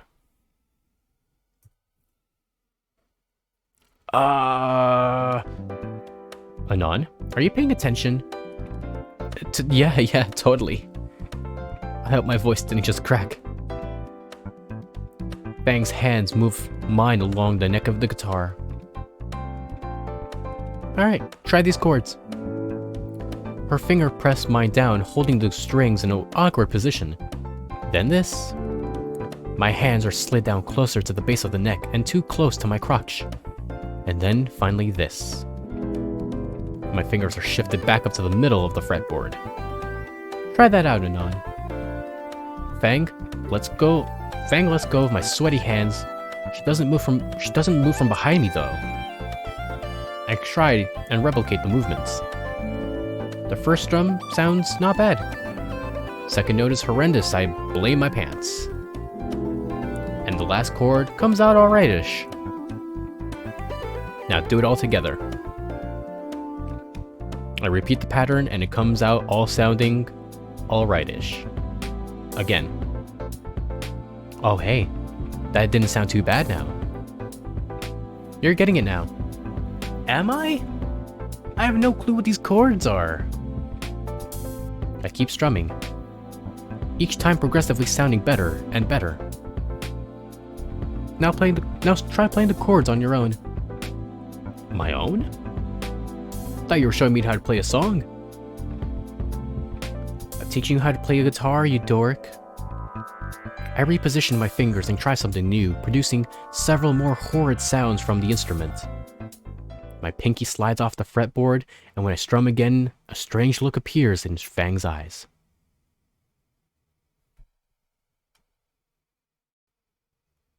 I'm gonna be super cool about it. Wow, that was actually really pretty. Really? Pretty shit. Alright, let's keep it simple. Interesting. Keep going. With confidence. That's pretty good. Don't stop, you idiot. Keep going. Press this button or else your mother dies in her sleep. What?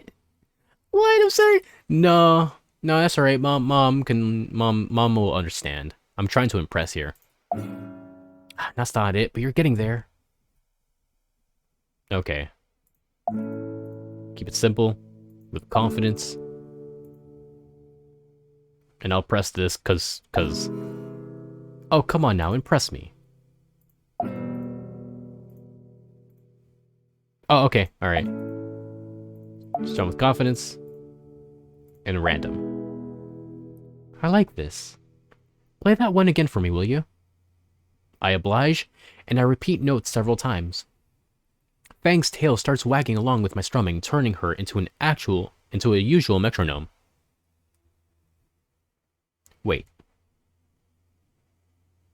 She takes the guitar from me and sits on the edge of her bed, toying with the chord I was strumming. I think I figured out that song out and on. Her tail slaps a simple beat on her mattress as she slowly builds up a rhythm in her strumming. Her head bobs along, wings relaxing as the guitar's tone starts picking up. The song born from the guitar was mesmerizing. It started soft with gentle, tumbling trills, a slow jam at first, but eventually it grew into something more. The crescendo crossing the strings reshaped the music. The transformation into a weightier rock piece was seamless. How the hell does he know how to describe this? More than just fingers and a pick. It was as if Fang put her entire life's effort into this. Thinking back, she must have made countless songs like this, most of them never heard by anyone and left forgotten. She soon started to hum with the song she was playing, harmony and melancholy blending into the melody.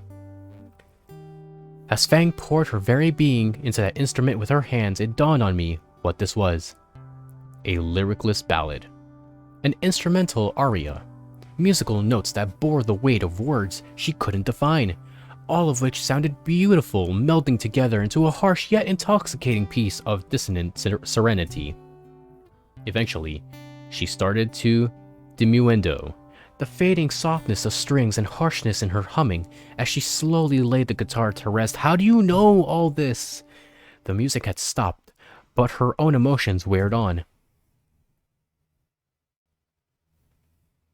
Fang sat there, looking down at her guitar, realizing she only showed me something she had never shown anyone before. Fang bit back tears, fighting the sob that threatened to spill from her. She sets her guitar down and slouches, rubbing her eyes and trying to repress her inner turmoil. Instinct pushes me to my feet, carrying me forward to the vulnerable girl sat on plush duvets. All that matters is her. The part of me that felt scared at first, that wanted to remain isolated in my comfort zone, that wanted to pretend no one else mattered. That part was ejected, forcibly.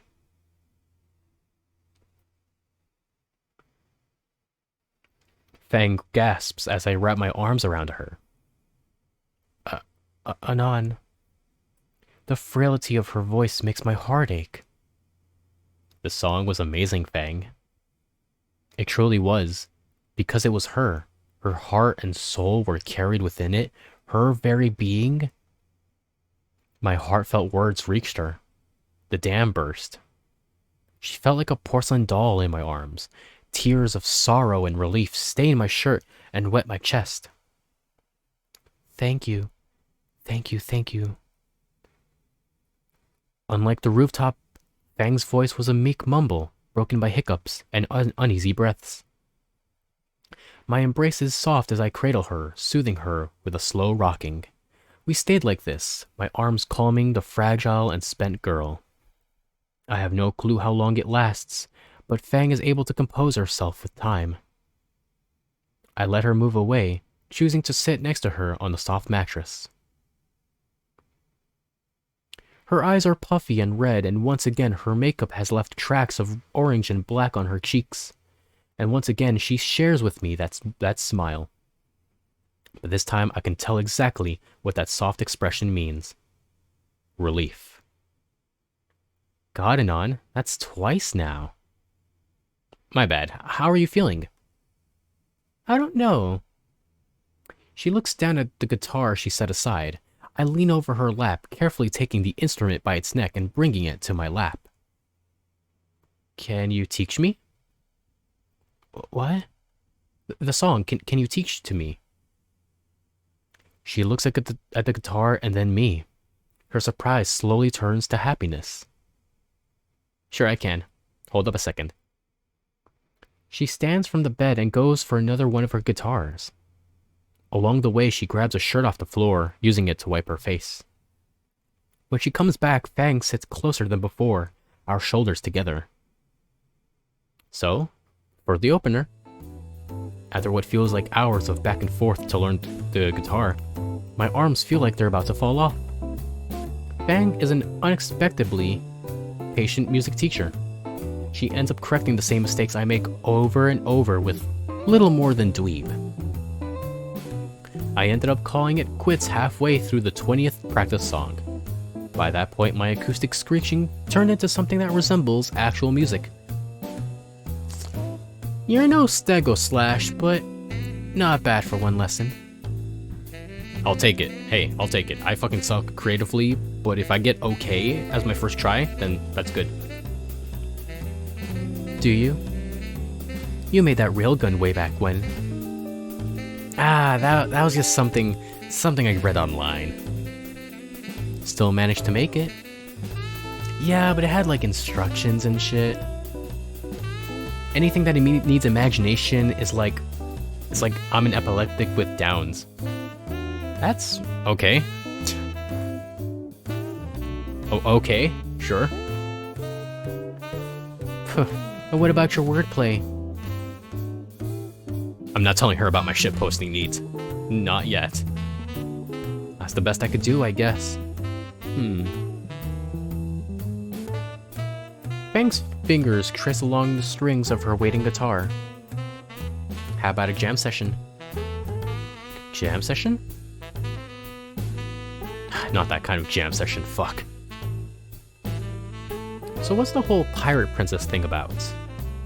She doesn't have a candle, so I'll be fine. But she has like every other object in the room. A guitar pick bounces off my eye. Ugh. Told you not to mention that. I know, I'm sorry. Jeez.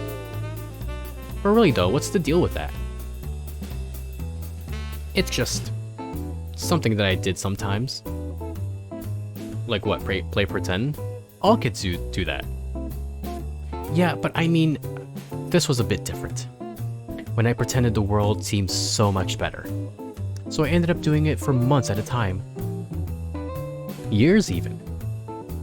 But that's all over now? Yeah. Just embarrassing memories. Sometimes I do miss it though. Being someone new, trying to figure out everything out again. Fang wasn't Fang. Anyways, go ahead and just try playing. She reaches over and plucks a string on the guitar I'm holding. Just whatever comes to mind? Yeah, just try and play whatever. And then, all hell broke loose. Aw, shit. What the hell are you doing here, Anon? Yup, that's me. You're probably wondering how I got in this situation. Well, you see, it all started with me here in the girl I like's room. I was learning to play guitar, you see, and maybe even getting a little good at it. And then right out of nowhere I tell you, the scariest motherfucker I have ever seen in my life shows up. Yep, you guessed it. It's the lady's dad. No warning or anything. And he brought his murder weapon. My life flashes before me and my first thought is, God, my life sucks. All of a sudden plays the theme to Seinfeld.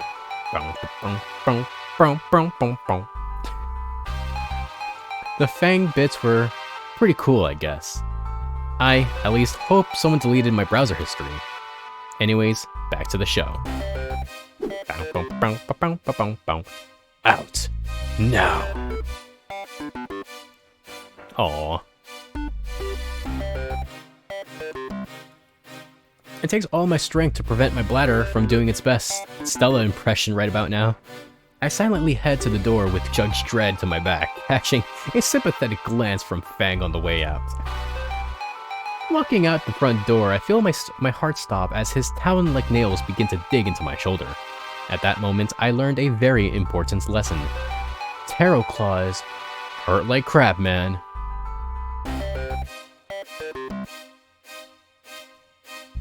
That's not I just realized that's not the same house as the one at the nighttime. Next time I catch you alone with my daughter, I'll use your head as a Rubik's Cube. He gives me a shove off to the porch, and I hear the door slam behind me. I can hear her father's raised voice from here. Sheesh. Guy needs, like, all the chill pills. Or maybe some Carf, you know? God damn it, Reed. I turn away from the luxurious home and walk down the pathway to the sidewalk. Shit. And things were getting... I don't know. But like, after Fang's song, she was... fucking hell, why are emotions so fucking difficult? As I wait the bus stop, I decide to break down everything that happened. We didn't study at all. Well, maybe music, I guess. Raptor Jesus, Mr. Jingo's a shit teacher compared to her. But really, all I could think about is how she was after that song. I saw something. How do I fucking contextualize it? In the moment, I thought I knew. Holding her in my arms? A text? Shit, that's rare. Hey, about earlier. Thanks. We're like hanging out. Sorry about that. And there was a pause. The animated ellipses showing Fang was writing something longer. Oh, shoot. Have my hands on the button. And about that song, I want to work on some lyrics for it. So, like, how about we hang out again and write some? I consider my response thoroughly. Sure. Another session like that? I think of Fang standing behind me, guiding my hands again. My cheeks warm as I recall the feeling of her hands over mine.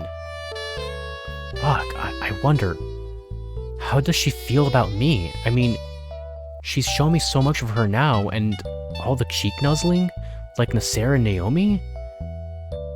Maybe?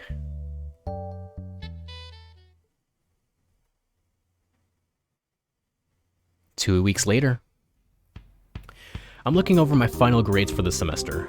My science score is barely passing, and I want to say it's because of Fang and mine's study sessions.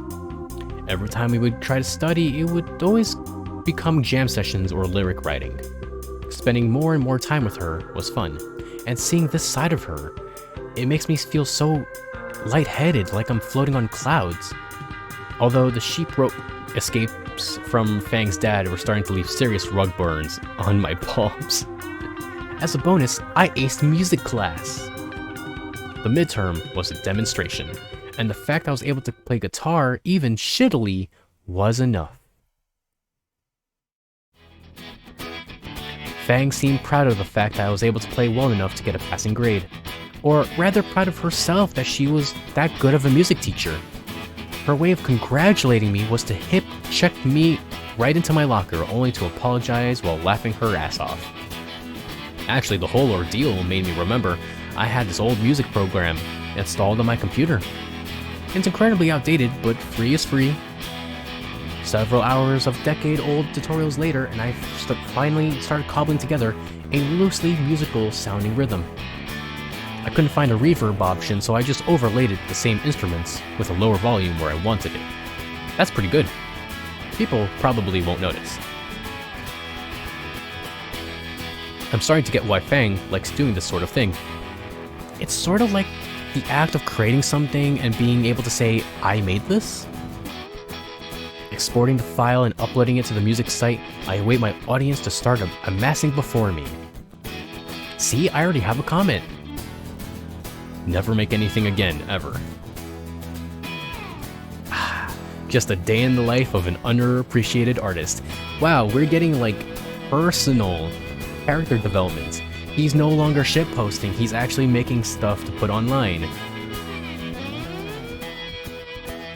Good for him. End of midterms means the start of the new quarter. Halfway through the semester and things have been going pretty good. Didn't completely fuck up so far, and I think the rest of the band is starting to warm up to me, especially Fang. In fact, we've been hanging out more in the auditorium after school. Instead of band practice, we've been making use of the repaired projector, watching shitty movies and playing games on Reed's X-Rocks. Why are you so deep in thought, Anon? The Mandarin Manchurian rips me away from my monologue. Took a cat nap, what you miss? We had the concert at Moe's. Moe's is cool. Fang still likes me. We had a jam session in her room. And we might kind of like each other.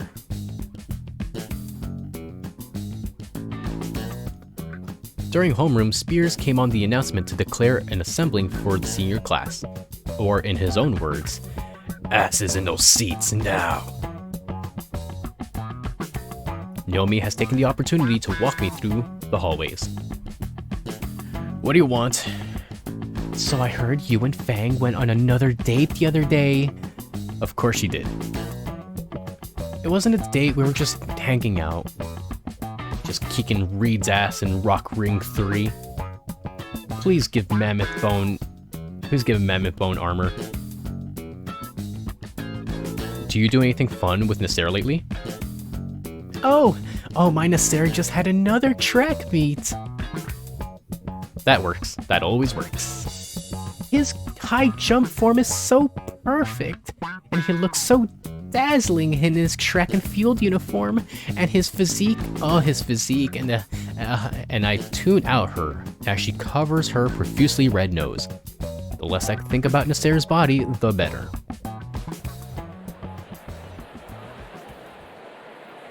We get to the auditorium once again, and I look to the back row to find our spot. Empty?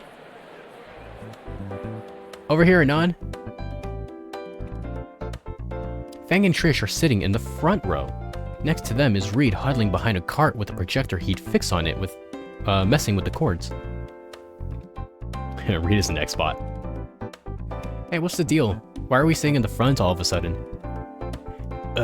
Spears asked me to man the projector.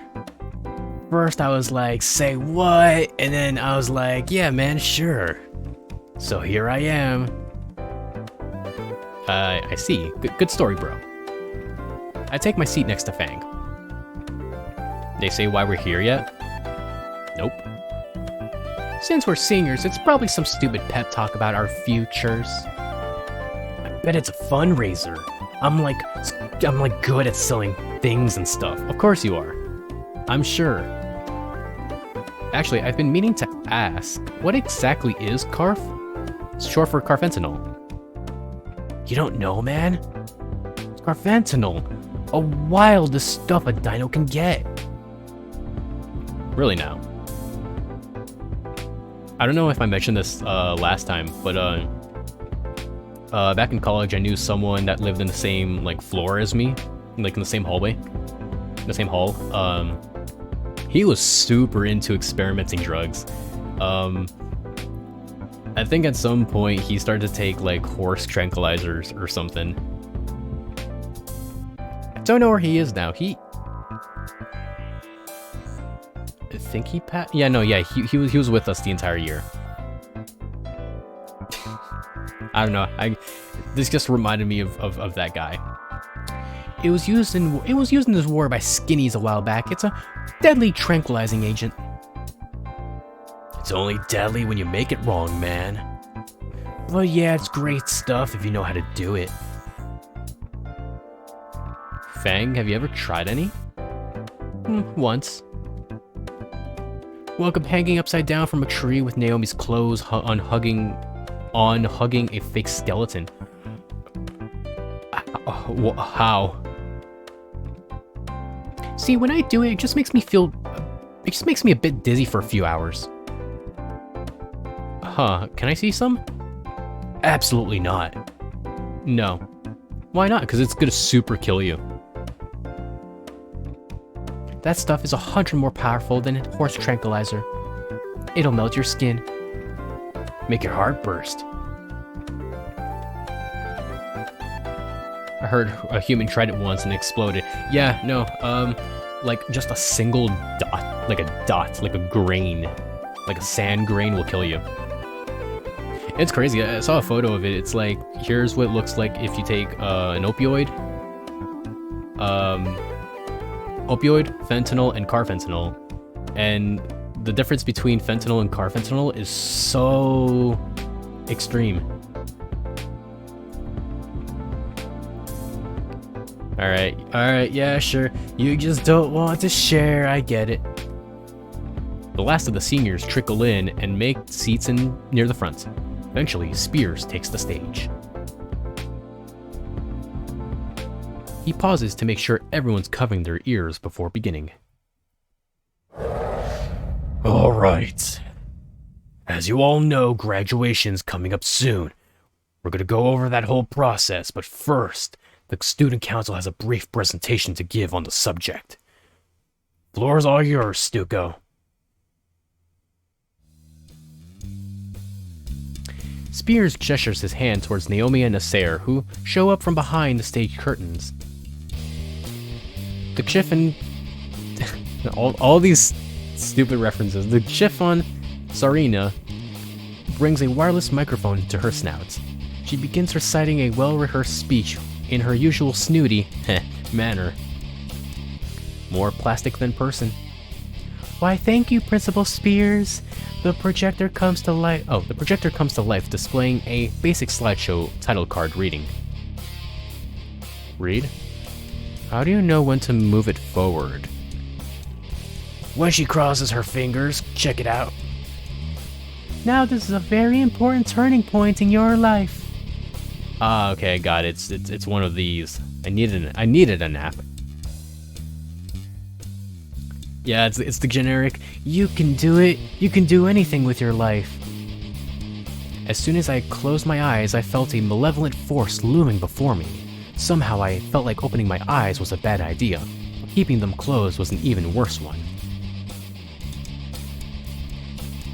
At least there's cute little designs on the slides. Isn't that like the Linux penguin?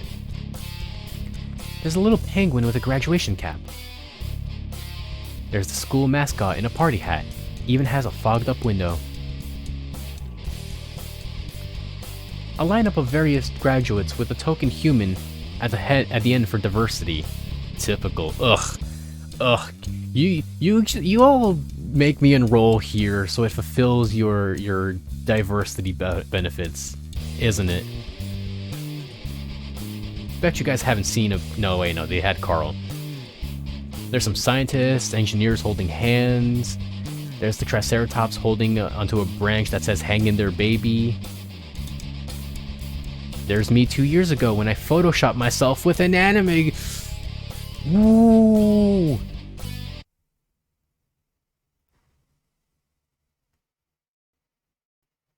Oh no.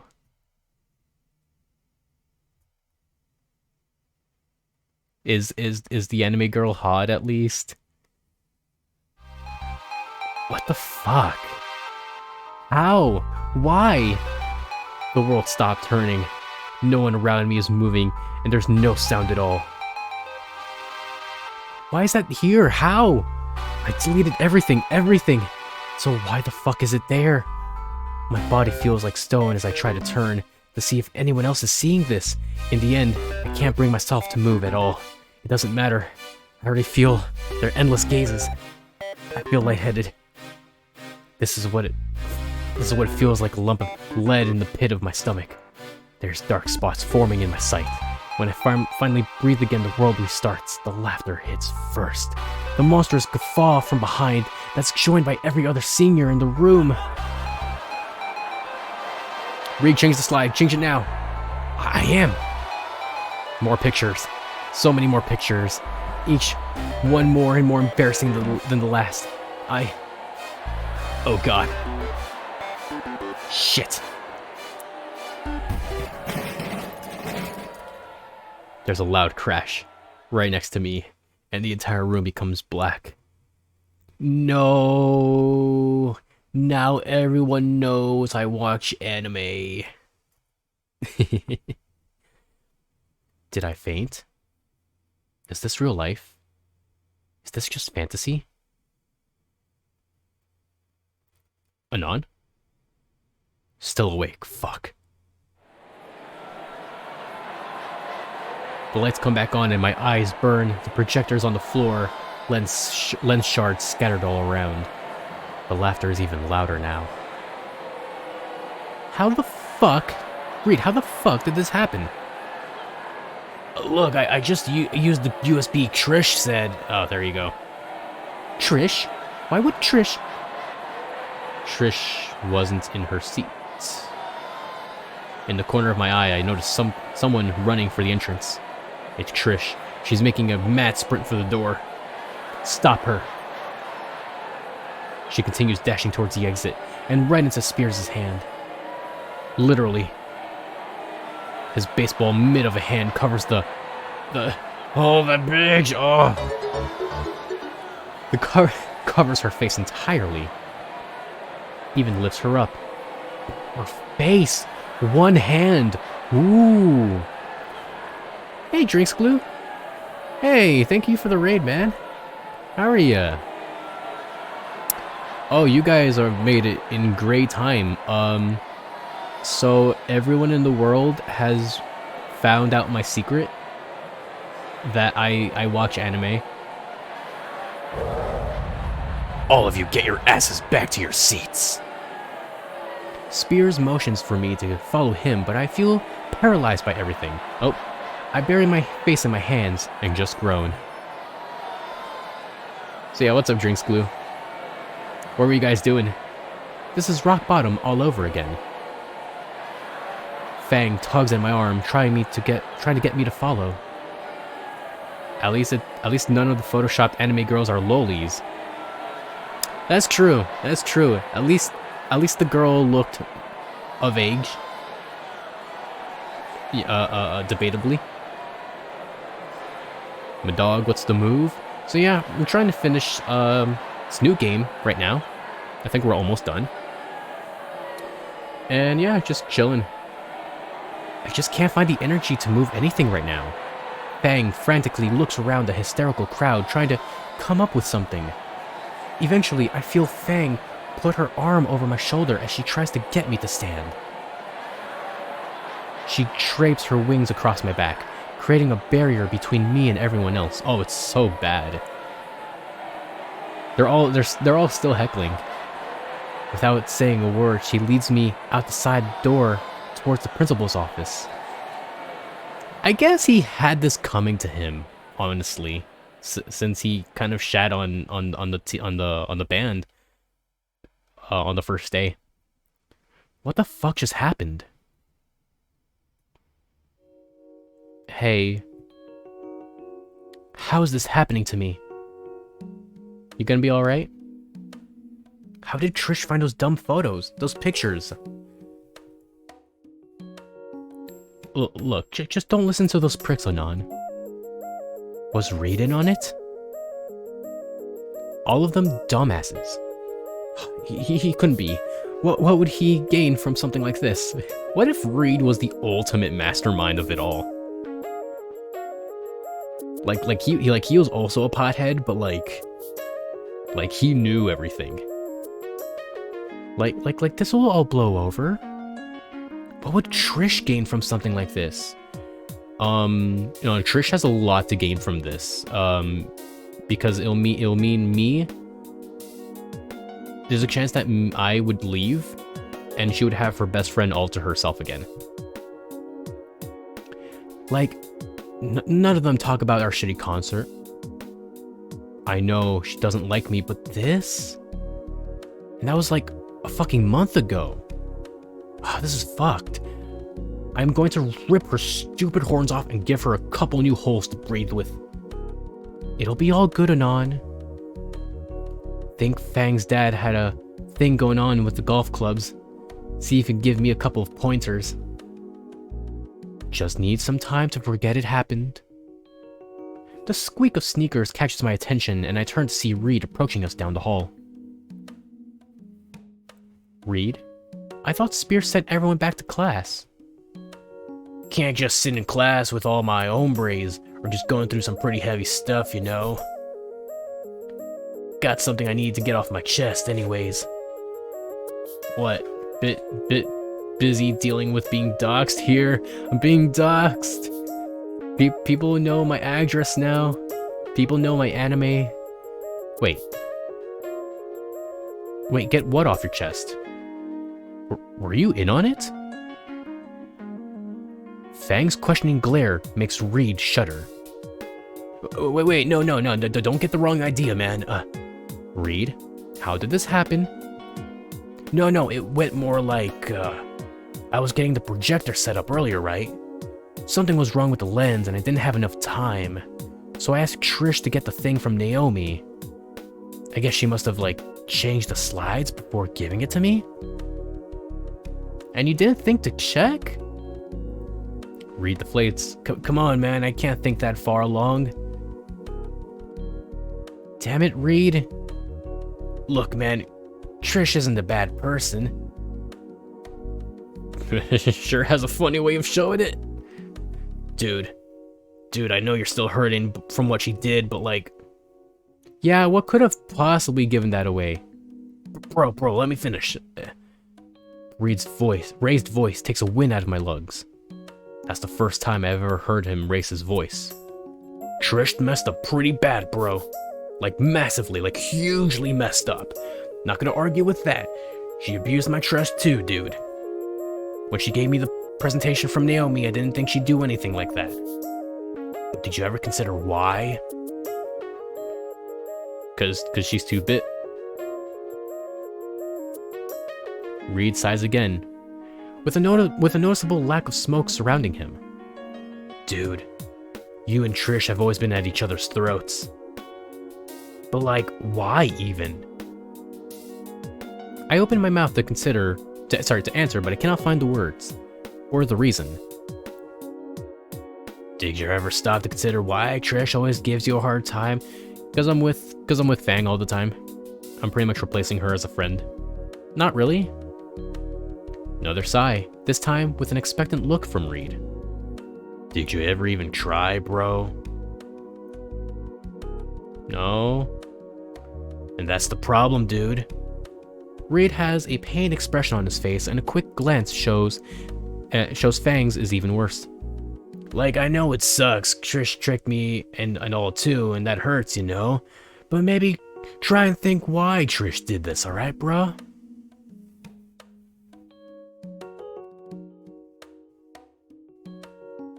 Not exactly an Okay, this is like no.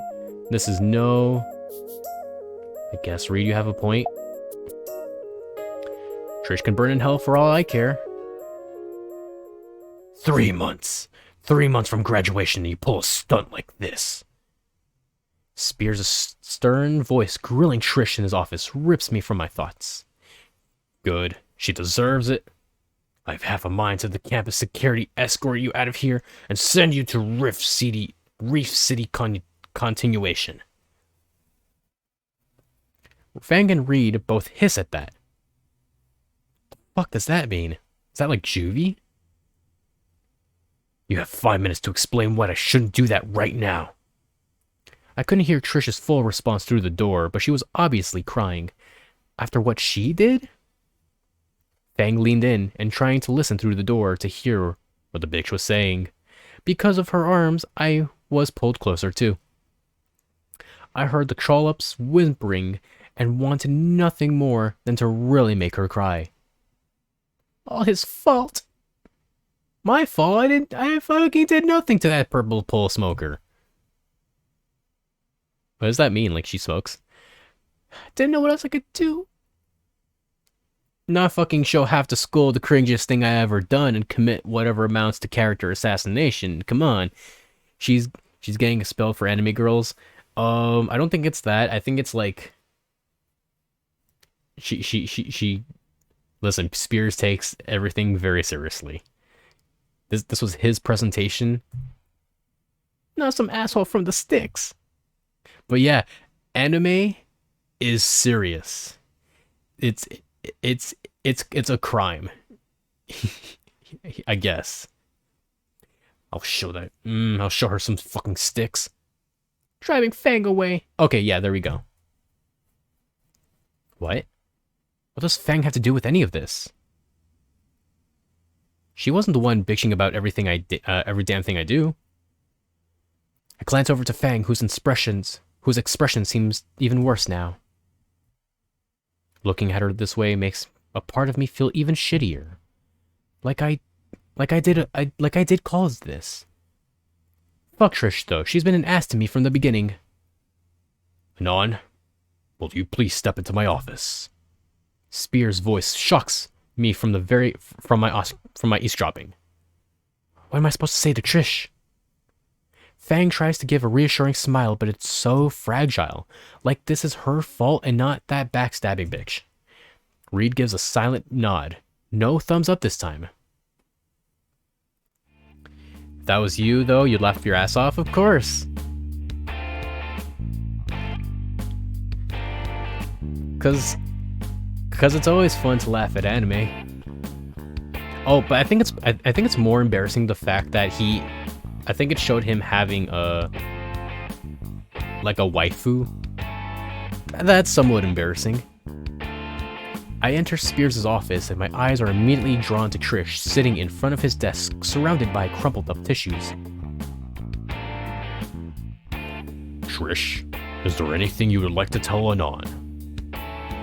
I've never seen her like this.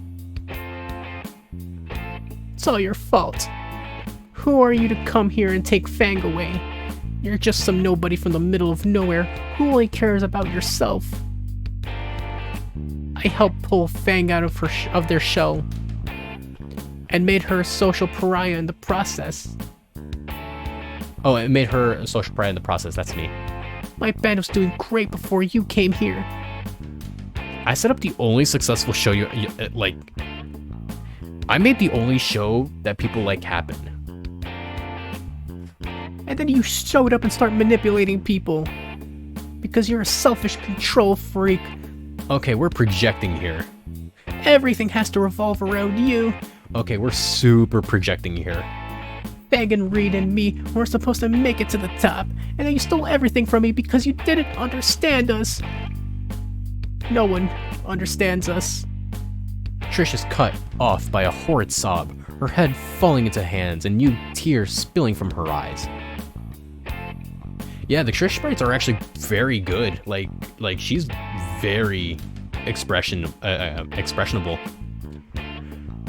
Raptor Jesus on his cross of rock. That is a lot to unpack. It's like you didn't even try to understand me either. Anon, is there anything you want to add? Like how she's not worth the oxygen or what? But if this is really about Fang... Yeah, I'll talk to her. I turn to the pitiful purple punk rocker. You're not the only person in this world. Maybe Reed was onto something. I think I finally get it. I'm having huge character development today. Look, Trish. Maybe we didn't start out right, and yeah, I can be an asshole. She looks up at me, surprise written on her teary-eyed face. But I didn't mean to drive you and Fang apart or anything. I just wanted to be Fang's friend. Actually, I didn't want to be anyone's friend. It just happened. But after what you fucking did, digging up my past, airing it to every senior, and all for Fang? She's outside the door thinking this is all her fault. That got a response from Trish. Her head dipped down and her fingers curled into the hem of her hoodie. Maybe it's her fault for being such a bitch. Maybe you thought of that. Maybe you can try not being such a bitch. Am I right, Spears, or am I right? Maybe it's mine. I don't know. Sure as shit isn't Fang's. Another choked sob racked her body and tears started anew. Listen, I'm sorry for being a poor friend to you. But after what you did, I don't know if I can forgive that. Spears nods in approval, a fatherly grin stretching his cheeks.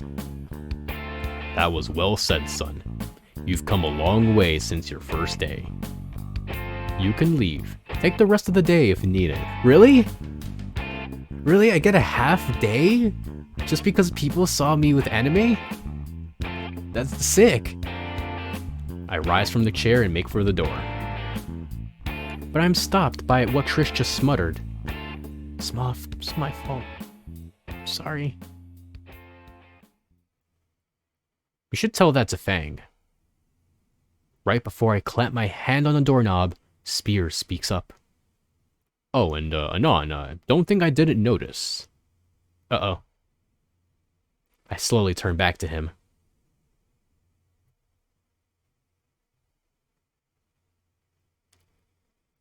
Your waifu is trash, and your taste is shit.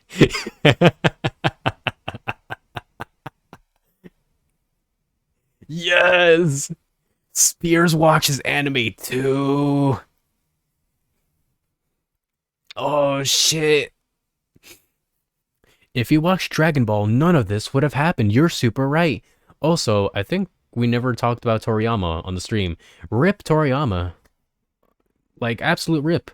Didn't watch Dragon Ball that much, but after Chrono Trigger, like, wow, that was insane timing. Um, I was actually planning to take this week to actually start watching Dragon Ball just to see what I was missing. Um, I think the right thing to do, the right thing for Mexico to do, is to make a bronze statue of Toriyama and Goku, like fighting side by side. That's the that's the only right thing to do for Mexico. Tomorrow's Chrono Trigger anniversary? Oh wow. Wow, that's actually like pretty interesting timing. My door is always open so I can share some quality anime.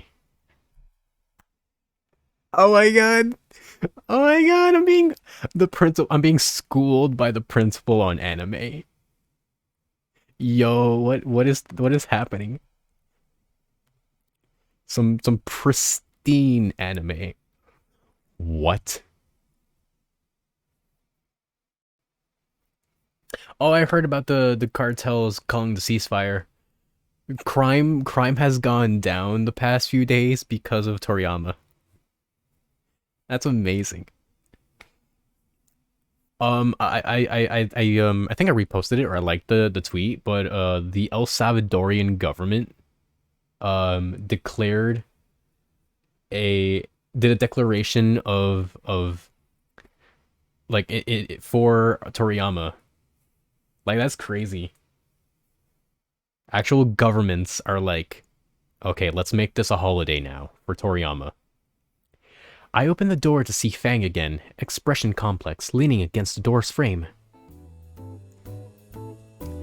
Reed has taken my place beside her with a comforting arm around her shoulder. If this was any other situation, I might have felt a bit jealous. Hey. A heavy sigh escapes my lips. Hey. Doing okay, bro. I'd frankly like to just disappear right now. I think I'll just go home. I can ditch if you need me to come with. Fang looks at the door to Spear's room for a bit, then back to me. Trish is probably having to call her parents right now. Fang must have heard everything in the office.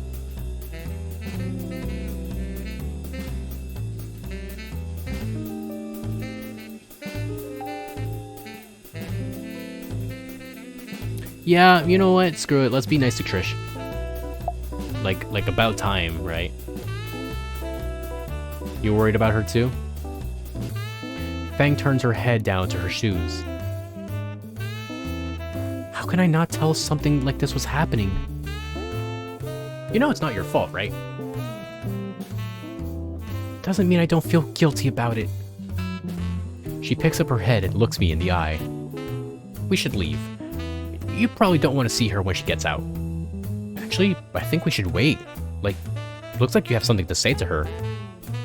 Well, yeah, but there's nothing else I wanted to tell her. There's something else I wanted to tell her too. There is? There is? You sure you should be talking to her when you're still this upset? It's nothing bad, I promise. I want everyone to like me. It's a good call, dude. Hey, you can go first.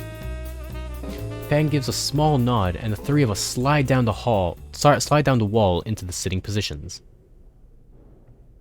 Oh hell yeah, I like that wall sitting position. Used to do that a lot in school. Minutes pass. What do I even say to her? I'm not entirely sure either.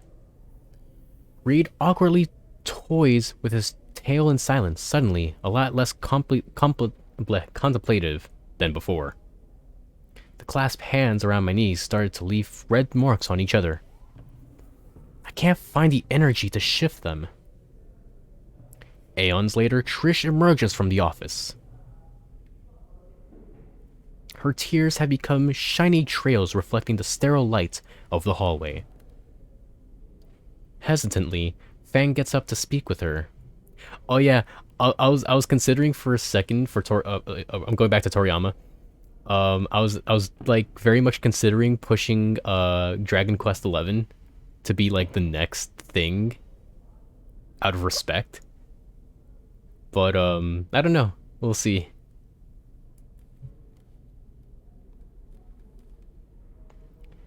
For a while, the two just stare at each other. Eventually, why? Why the fuck did you do this to Anon? Do you actually think I'd be okay with this? Anon is just as much as my friend as you or Reed. This was nothing those douchebags who make fun of our band would do. I thought he was a bad influence. On you. The band. Everything is changing, Fang, and I don't like it. All because of Anon. I really didn't do shit. Then why didn't you just fucking talk to us? Anon isn't some asshole trying to rip everything apart. I know what you told me, Fang, but like, you deserve better. He's not... I catch Trish throwing a glance my way as she cuts herself off. Look, I'm sorry, Fang. I'm just trying to look out for you. You've been playing 11 on and off while staying late and playing it's very long. You're 35 hours in and barely a third done. Oof. Still though. Maybe. Look out for me? I can make my own decisions, Trish. Fang sighs and rubs her temples. I'm taking a break from the band. I watch as Trish's entire world shatters before her eyes. Reed's lack of reaction tells me that they discussed this a while I was in Spears' office. What? I need time to think. Fang, wait. Bye. Fang turns away from Trish and starts walking away. I'll wait by the exit while you talk, Anon. Reed gets up as she passes by and begins to follow, giving me a thumbs up. Give you some privacy, amigo. So, Trish. Sup? And now it's just the two of us. I get up from my spot on the floor, pins and needles in my legs, making it more difficult. Now what do you want? Hey, I fucked up too. Alright. That catches her off guard. Hey, this is my fault too, you know? I played a stupid game with this instead of manning up and just talking about it. That's not how you talk with small people? Wait, what? I stoned the fuck up and finally admit it, to the world and myself. I like Fang. I like her and I don't know what... And I know that's what you're afraid of. I was never out to break anything, I just like Fang and I want to help her. Never wanted to hurt anyone.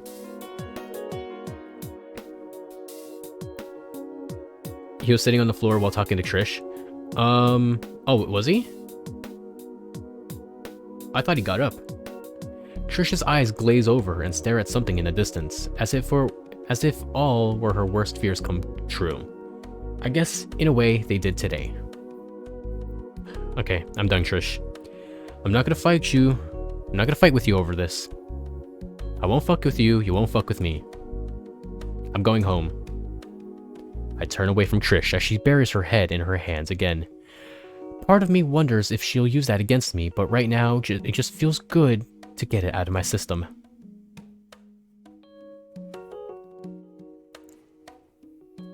As I begin looking for Fang, Reed stops me in the hallway. Made the right call talking it out. Trust me, dude. Reed shuffles his feet a bit and scratches his neck. Gonna give you a bit of space after dealing with that. Time to think things over, you know. Suddenly, he leans in and lowers his voice. You should tell him, bro. With a cryptic wink, he rushes off towards Trish and probably gives her the same kind of therapy. I throw a quick glance back to him, back to see him pulling Trish for a hug, his turn to deal with her now. What did he mean by tell them? Tell them what? Does Reed? How did he? So much for privacy. Reed knows all. I shake the thoughts from my mind and head in the direction Fang went. That can wait. I catch up to Fang near the front of the school as I mentally prepare myself for what's coming. Huh. I thought I had like less than 2 hours of this left. I think it's like less than 3. Time for the Walk of Shame. As I make my way through the hall, I do my best to ignore the passing jeers from the teens I don't even know. I guess it's already spread to the lower years too. Fucking light speed capable rumor mill. Hey, do the Naruto run. Look at the pathetic weeb. How's your 2D girlfriend, Anon? Hey, Anon, need to borrow a jar. Ew. Your waifu is great and I love her. Not helping, Stella. I keep my head down, avoiding the looks from them all. Shouldering open the door, I'm blinded by the morning sun's glare. Not the jar. Especially not the jar. Within an hour, I've fallen back to square one. Is it too late to transfer to another school? Fang steps to the stairs, phone in hand. I can call us a taxi or something, Anon. I nod at that, moving for the stairs. Hey loser, think fast! I turn to the voice, and the world slows down. My field of vision is filled with a soda can, and I freeze up like a deer in headlights. I'm gonna be a cool guy. The can smacks me in the forehead while I was mid-stride, and I shift my footing to try and regain balance. Except my foot catches on the edge of the stair lip and slips. Well, I tried. Oh, like down the stairs. Sheesh. If this was like 2000 School High, yeah, liking anime is a bit weird, but this game presumably takes place in in like current time, yeah. I mean, if it's shonen, but Anon might like weird seasonal anime. I like, you know what's funny is that I kind of like weird seasonal anime a little bit more than shonens and like the popular stuff. And yeah, and you're right, like this takes place in like the current year, more or less. If it was 2000 high school, then yeah, you would be a loser for liking anime. Ugh. Oh fuck, we need to split before the K-Man gets here. It was funny, I don't know if I mentioned this before. I was rewatching an old episode of Degrassi, like from way back, and like there's like one character that's like that he's into anime, and the friend is like, ugh, what is anime? Is that some like weird cartoon stuff? Ugh, nobody likes that. Oh, you're so not cool for liking anime. And it's like, oh man, how the times have changed. Anon! My lungs feel like they're on fire. I think my feet touch the back of my head. I peel myself from around the bollard, feeling every bone in my body creak painfully. Ugh. Fuck. Holy shit, you're alive. Am I? Ugh. Nothing seems to be broken. I've been in worse. Honestly, my ego's more injured than I am. Can you walk? Yeah, sure. Ew, you like One Piece too? Hey, have you seen the latest Chainsaw Man leak? Honestly, yeah. It's like, we went from what the hell is Naruto to, oh, you like that waifu? Ew, no, you have to like this waifu. This is nothing compared to the field day back in my old school. I try taking a step, and my knee involuntarily twists in a direction it's not supposed to. Ugh. Suddenly, I'm doing the Seth MacFarlane pose again. Oh, yeah, the Family Guy Peter down the stairs like dead pose. Yeah. Oh no. Oh no. Let me help you up. She tucks her arms around my shoulder and pulls me to my feet again. Let's get you to the bench over here. The taxi will be here in like 5 minutes. Using Fang as a second foot, I eventually make it to the bench. Still can't bend either leg, so I just sort of splay against the sidewalk.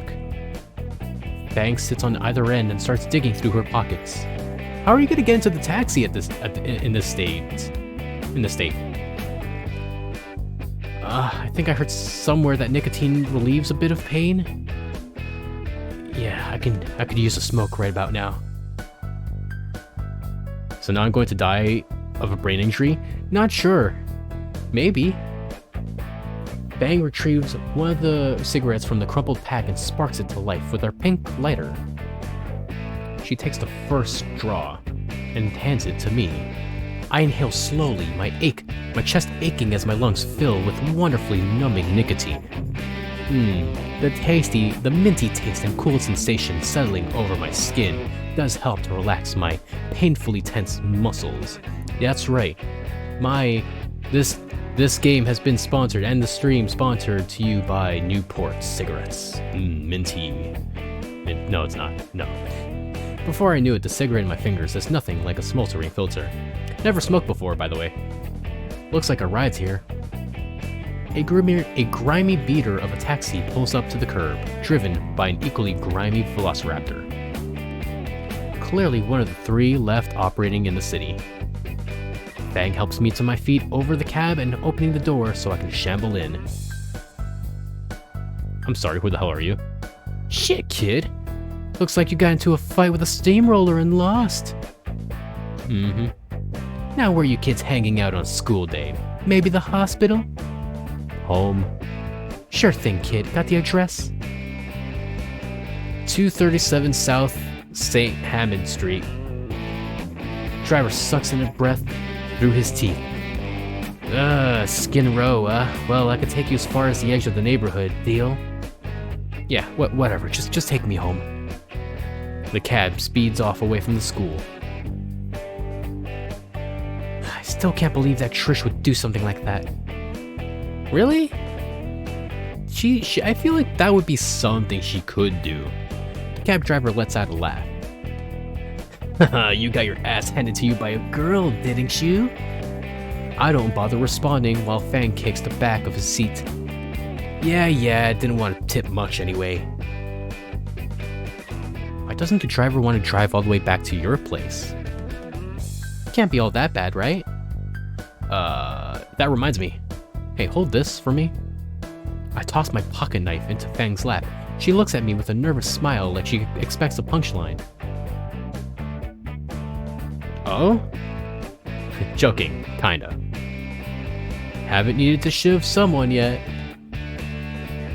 Talking hurts. Breathing too. Each breath I take feels like my ribs are gonna shatter. Fang must have noticed since she was kept silent after all that.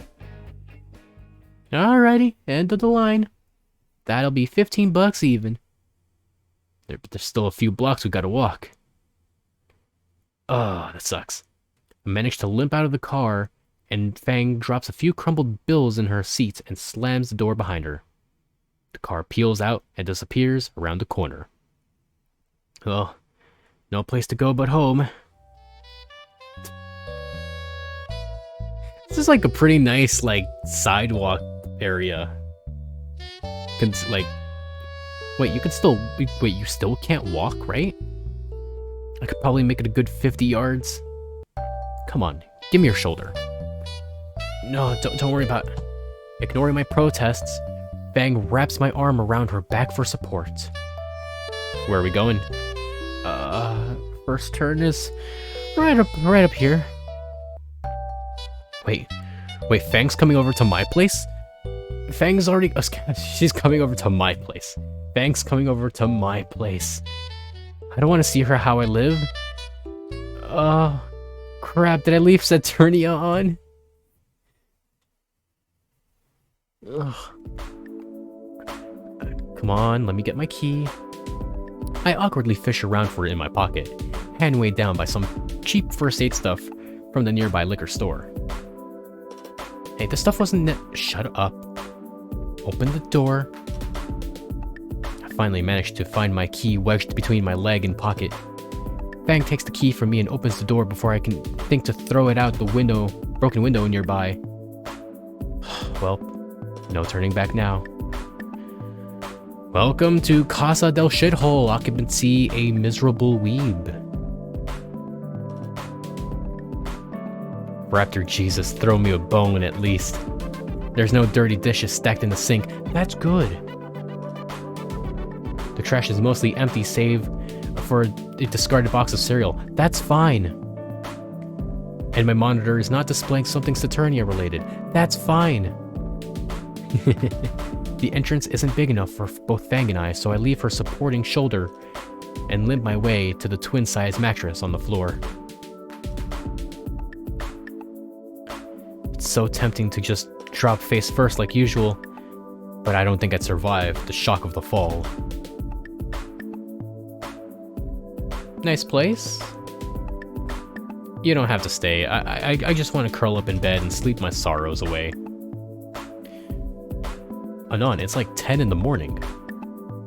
And you're fucking hurt. Let me try to patch you up. You don't... Fang's glare makes my mouth click shut. Fang sets the bag of ice packs, icy hots, and Sabra Balm on my computer desk when something catches her eye. Is that the phone Roomba you bought a while back? You actually kept the thing?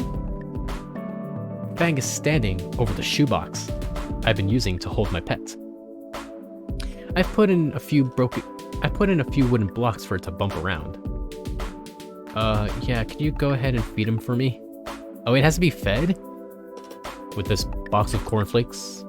Yeah, 2 or 3 will do. And you taped your railgun to the top of it? That's awesome. Hey, if you look real close, I gave him angry eyebrows too. Why? Mom never let me have a pet. And he's cute. He? Hey, don't make fun of Metal Gear Rainbow or else he'll shoot you, okay? So stupid. He's armed with tiny angry marine munitions. Ugh, I don't know why I had trouble with that. Fang crumbles up some of the flakes and pours the crumbs onto Ray's box. I could hear it happily ingesting breakfast from my bed.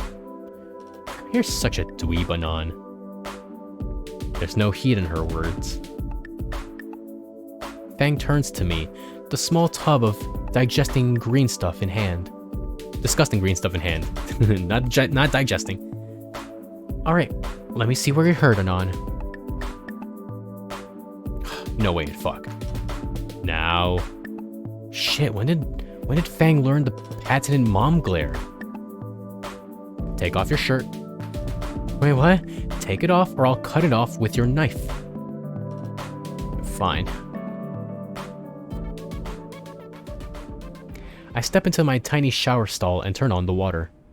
The shower head sputters before it starts weakly spraying lukewarm water.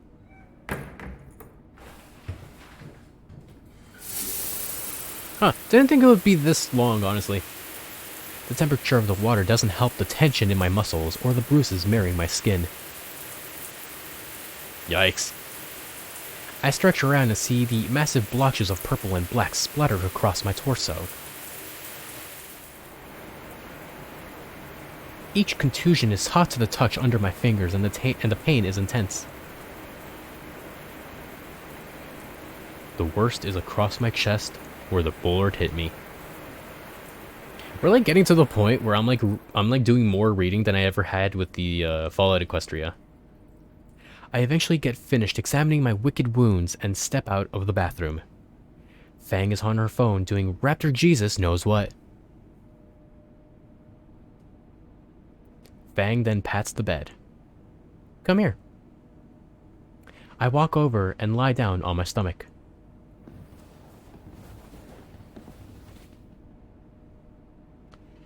Jesus, that's bad. I then felt a cold cream and soft touch on my back, along with a massive jolt of pain. Fuck. Shit, sorry, are you okay? Yeah, just didn't expect it to hurt that bad. Just try to relax. I sigh and I try my hardest not to freak out when she touches me. She eventually finds a sweet spot of pressure to apply. It still hurts a little, but it doesn't cause me to wince. Her hands are soft. I find myself relaxing under Fang's ministrations. Starting to feel better now? I nod. My eyes feel heavy as the ointment begins to warm up, drawing away tension from my aching muscles. I can make out a steady thumping on my bed. My senses fade more until I'm all aware of his Fang's fingers tracing circles over my sore back and sound of thumping. I wonder what that is. Fang's hands slow to a stop and eventually pull away, leaving me disappointed. The bed shifts. Anon? There's something in her voice, but I can't discern it. I need to do the front. Oh. Okay then. I didn't expect so much art from this one sequence.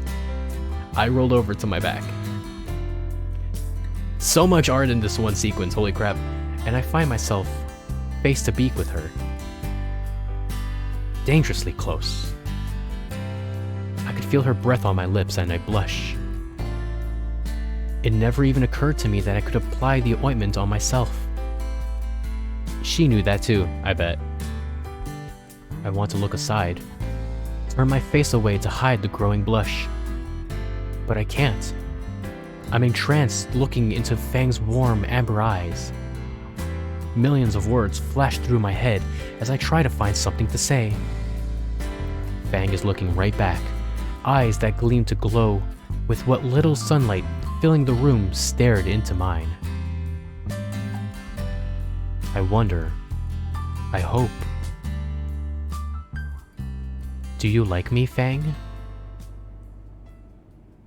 Anon. I'm pulled out of my thoughts by her voice. Fang's blushing heavily too now. And her tail is positively hammering away at my bed. Wait. Oh fuck. Did I... Was that... Did I say... Yeah. Fuck. My head sinks back into my pillow. Fuck. A snort escapes from Fang's beak. You're such a fucking dweeb. Her fingers brush lightly across the largest bruise on my chest without ointment. Ow. You mutter from time to time, then start noticing until our date. I groan aloud. So the entire time, yeah, it's kinda cute. Oh god, oh Raptor Jesus on his cross of rock. So for months now, I've known, and Fang leans over me with her hand braced next to my head in support. I like you too. Fang's head moves back into my chest, resting just over my machine gun beating heart. Her head slowly descends towards mine, and before we could start trying to figure out how human dino tonsil hockey is played, Fang's weight begins to press down behind her hand, which is dead center of the most serious bruise on my chest. Oh, fuck. Oh shit, sorry. I managed to catch my breath. I'm okay, just ow. My hand wraps around Fang's. Maybe, something else that won't stress these? I nod at the blemishes across my chest. Like Like, hug? Maybe? I don't... I'm cut off by Fang moving closer to me again. Her arm shifts, moving from my chest to my shoulder. Her wing drapes over both of us, becoming a soft and warm blanket of feathers. This is like a wonderful, like, final scene to like a romance movie. Like it's crazy good. And her head lands next to mine, sinking into our now shared pillow until I'm eye to eye with her. Cuddling it is. Cuddling it is. I smile and nod. Even if Fang is now laying atop my arm, I'm starting to lose feeling in it. The feel of her warm body pressed against my side is definitely worth it. And between that warmth and the plush winged blanket, my eyes grow heavy again. Fang's already started to snore right into my ear. Fuck it. I close my eyes and decide that sleeping with Fang is easily the best thing to happen to me. There we go.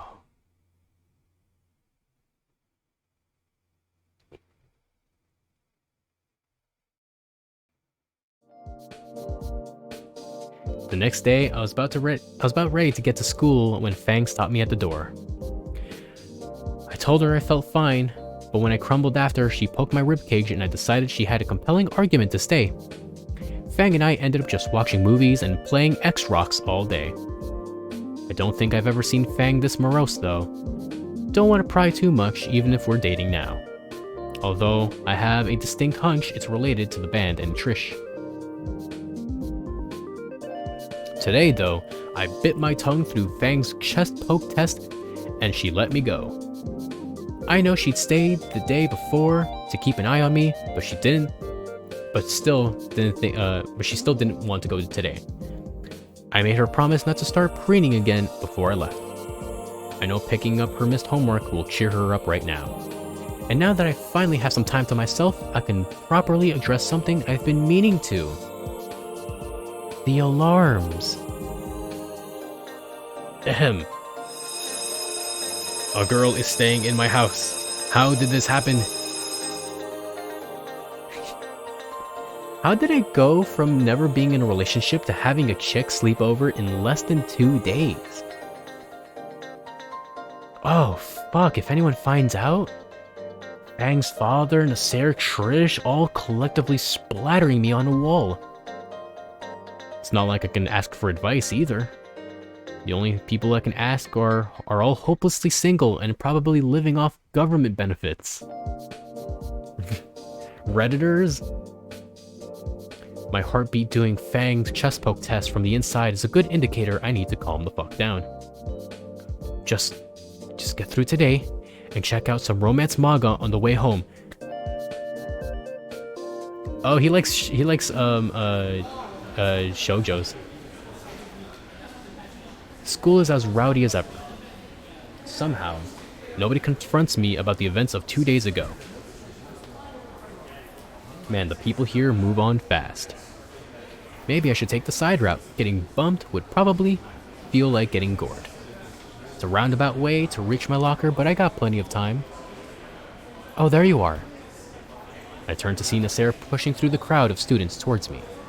At least I could talk to him about the whole situation. Or ask him for advice as well on how to handle Fang. Wait. Nasser's sister, Fang. The Fang who skipped school and is spending the day in my apartment. And never went home for the past 2 days. Ooh, that's not good. Suddenly I feel like a fish being circled by a very Nasser-shaped shark. Then why did he tease Stella for liking Precure? I don't know. I feel like the anime fans that like to gatekeep, they really like to gatekeep. How do I even begin to explain this to him? Hey Nasser, how's this? Oh shit! Nasser grabs me by the jacket and shoves me against the wall of lockers. My everything. Where the hell is Fang? Well, hey, I can... She ditched you? She ditched with you the other day and hasn't come back home since. Do you know what I've been put up with because of you? Everything you do with Fang is my fault for letting it happen. That's fair. You're lucky she texted me yesterday. Dad was about to ready to file a missing person report for her. Look, Nasser, let me explain. You'd better before I drag your ass home and make you tell it to my dad instead. The terrifying prospect is enough to make me pause. Fang staying in my apartment, but Nasser's eyes shoot up like it's the only answer he didn't want to hear. Let me finish. It was her idea after I fucked up my chest during an express trip down the stairs. She wanted to make sure I was alright and wouldn't take no for an answer. Nasser sighs and releases my clothes, but the scowl stays on his face. Is that all that happened, Anon? I mean, we played some video games, but what?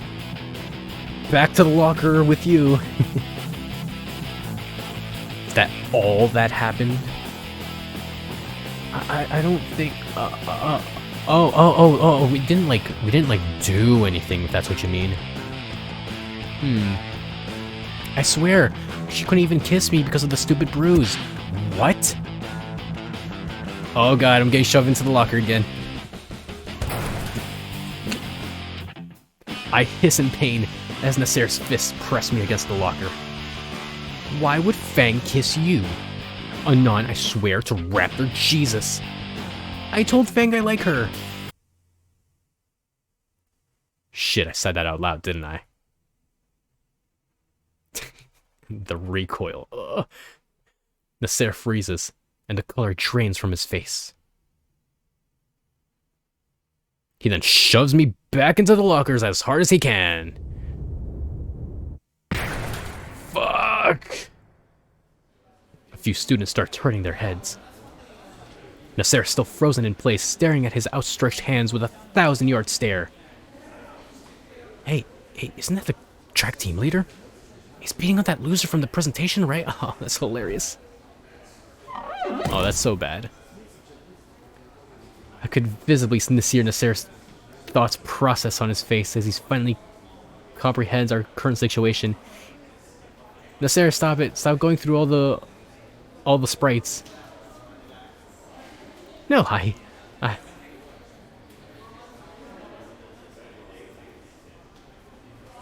He regains control of his legs and hurriedly rushes through the crowd, pushing aside a few students. One or two classmates glance at me again, then continue on their way. While I'm checking for any more broken bones, my phone buzzes. Anyone beat you up yet? No. Hey, on an unrelated matter, have you spoken with Nasser recently? Yeah, I told him I was staying here yesterday, but I haven't checked his responses. Why? Do I need to kill him or something? Not yet, but just thinking it might be a good idea to get in touch with him when you feel like it, you know? I might feel like that after I stop raiding your fridge. Oh, die. Meh. Oh, glad to know she's still holding up. Shit, now I'm not gonna have enough soda to last the week. Oh, is this what it means to have a girlfriend? Oh, I'll worry about that when I get home.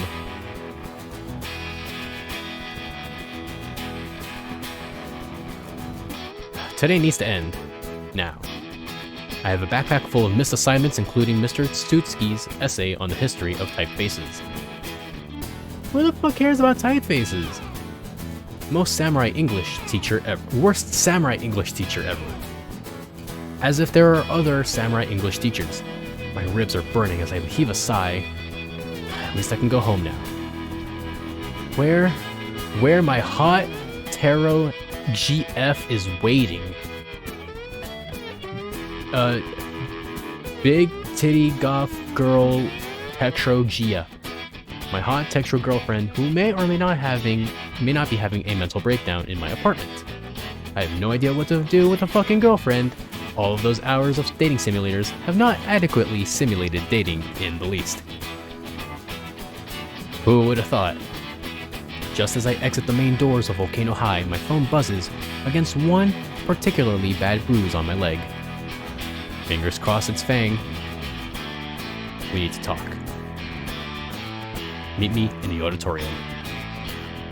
I'm gonna die. You're gonna die, weeb. Miss Aria's looking for your weeb ass.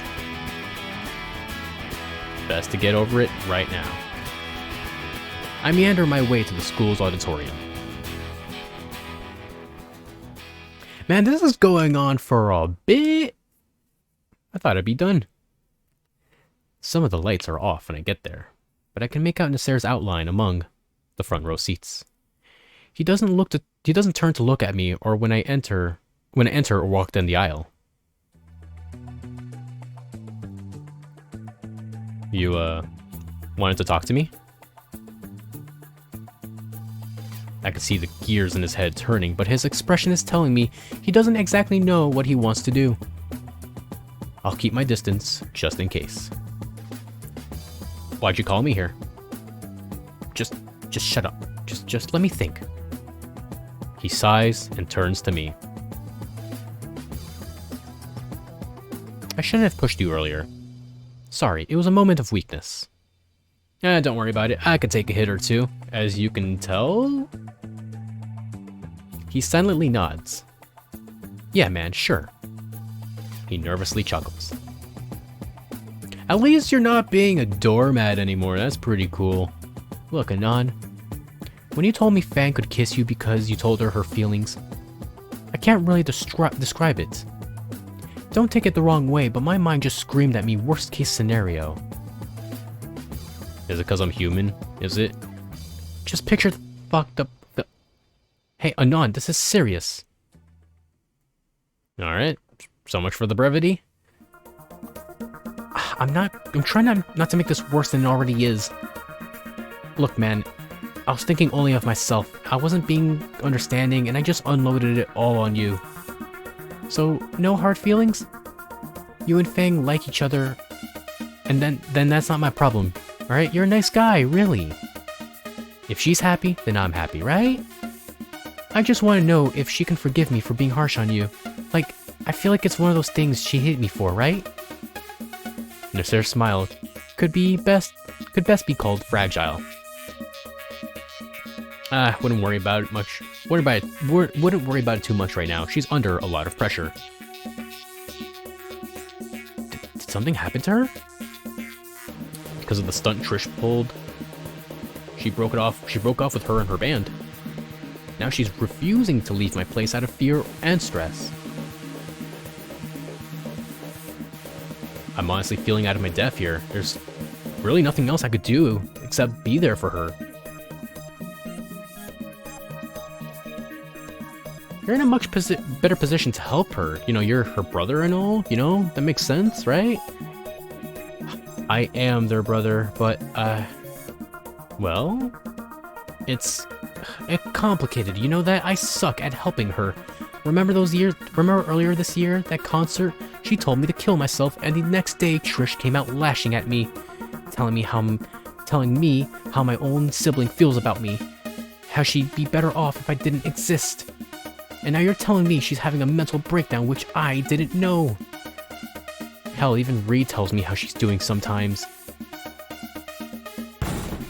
Fucking hell, Anon, tell me, why do I gotta hear about Fang feels from Trish, Reed, and now you? I don't know, but that sprite looks cool. What's so poisonous about me that she can't tell me this shit themselves? Why do I aggravate them so much?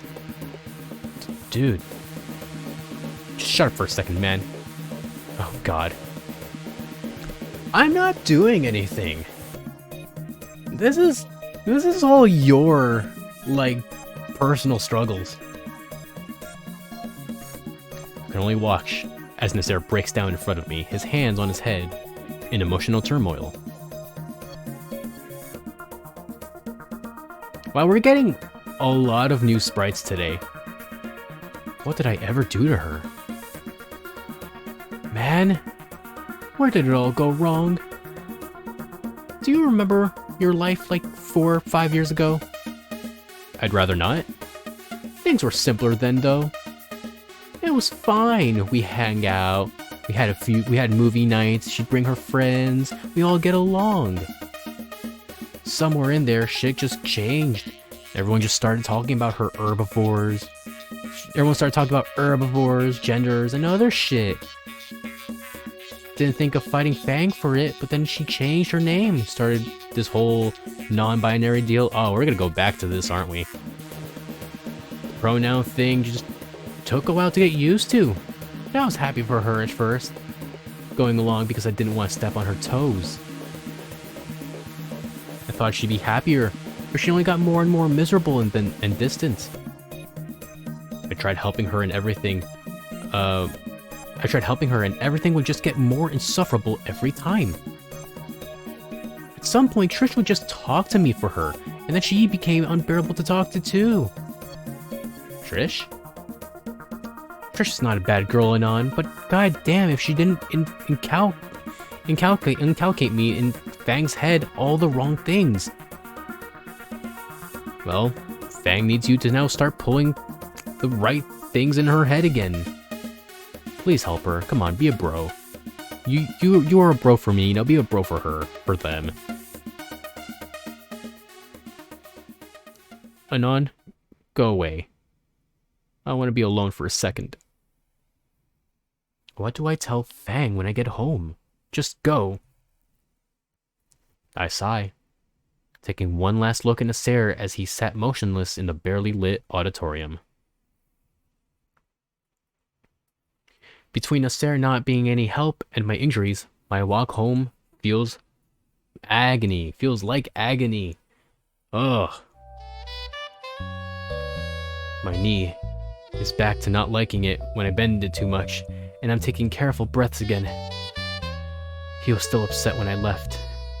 Man, I'm 2 for 2 now in terms of not being able to do anything. What could have I done more? I still have enough strength to get home without any major problems. Fang? I'm here. My apartment door is locked. And I left my keys inside. Smooth. I banged my fist on the door. Fang, you in there? Chang, don't come in. Why? What do you mean why? I took a shower, you dumbass. But you wear the same things every day? What are you changing into? Well, you're not trying my clothes on again, are you? Fang. Was that one of her boots? She seemed pretty cheery when she messaged me earlier. This isn't right. Why can't you change in the bathroom? No response. I rustled the doorknob a bit before hearing it unlock the other side. As soon as I enter, Fang starts pressing her fingers on all the bruises I had. Worry is etched onto her face. She's acting like I'm about to fall over. Jeez. You okay? Oh, okay, calm down. That's close enough. I'm fine, don't worry about me. Good, I'm just a little tired. I think I'll take a nap. I dropped my things on the corner of the room, went to the kitchen to check the food. Very funny. Fang wasn't joking about raiding the fridge. All the salami's gone. No, not the salami. It was the good salami, too. Guess need to go out for more. Back in the main room, Fang lies down on my bed. Are you really that tired? I figured we can go buy groceries. No. Fine, I'll go by myself. No. Don't worry, I won't push myself. I'm only getting a few things. Anon, please. She pulls me by my jacket, so I'm sitting next to her on the bed. Fang carefully hovers her hands over me, a very different attitude from when she was poking my ribs earlier. Is your arm still hurting? Don't fucking lie to me. It doesn't hurt that much, only my other wrist and knee and back and stomach and abs and ribs and face. Don't worry about it. Good. She lays her head on my arm. She lays her head on my arm very carefully. It was fast becoming her preferred pillow here. In any situation, I would find this cute, but I totally lied to her, and this hurts like crazy. I'm almost willing to have another go at the stairs if that keeps her from touching me like this. You don't hate me, do you? That's not what I'm expecting. What? Why would I ever hate you? Because it's all my fault, right? You don't deserve all the shit me and the others gave you. Maybe we should just start over? Nah, I like what we have now. Back then I did not have a girlfriend, now I have a girlfriend. Maybe you just need to get some rest, Fang. I'll be back soon with the groceries. I gently slide out my arm out from her grip. No, goddammit, you can't just stay still for 1 second. You can't leave me here alone. Why? I'm just gonna go for some groceries. What's going on? I'm fine, I'm just fucking dizzy. What'd you do? Don't leave, please. I hold her by the shoulders. They feel scruffy. Fang, what happened? Don't leave me here alone. I catch a speck of red on my hands as they brush against her wings. Oh fuck. Oh damn it. First aid, I need first aid kit. Fang grips my arm tightly as I get up from the bed. And on wait. When I open the bathroom door, a wave of humidity from the shower washes over me. A smear of blood on the shower stall wall. A feather behind the toilet. Another stuck to the seat. At least 3 in the bowl, and one of them still has blood on it. Fang? She huddles against the corner of my bed, away from me. Now that I look at it, her wings do seem slightly thinner. Are you preening again? She hesitates for a moment before nodding. Yes. I couldn't stop doing it. It got really bad. There was blood everywhere. I spent all day cleaning it up. She looks like she's on the verge of tears. I don't know what to do. Oh, God fucking damn it. Oh, shit. Oh, fuck. I make us both some microwave dino nuggies, and we silently eat on the floor. My groceries will have to wait for now. You think you'll be able to go to school tomorrow? No. But you'll fall behind in class. I'll drop out. Come on, Fang. I don't want to see anyone right now. What about Nasser? I talked to him earlier and... Fuck him. He can help you. You can go die. Fang, this isn't helpy. I can't help you through this. I can't help you through this alone. But you're good at it. Wow, like... damn it. As soon as I got the boyfriend status, things got a huge turn for the worst. Then take my advice. Tomorrow we go to school. You sort this out with him. Why not just get him to come here today? I don't think he'll come to Skin Row. Probably for the best.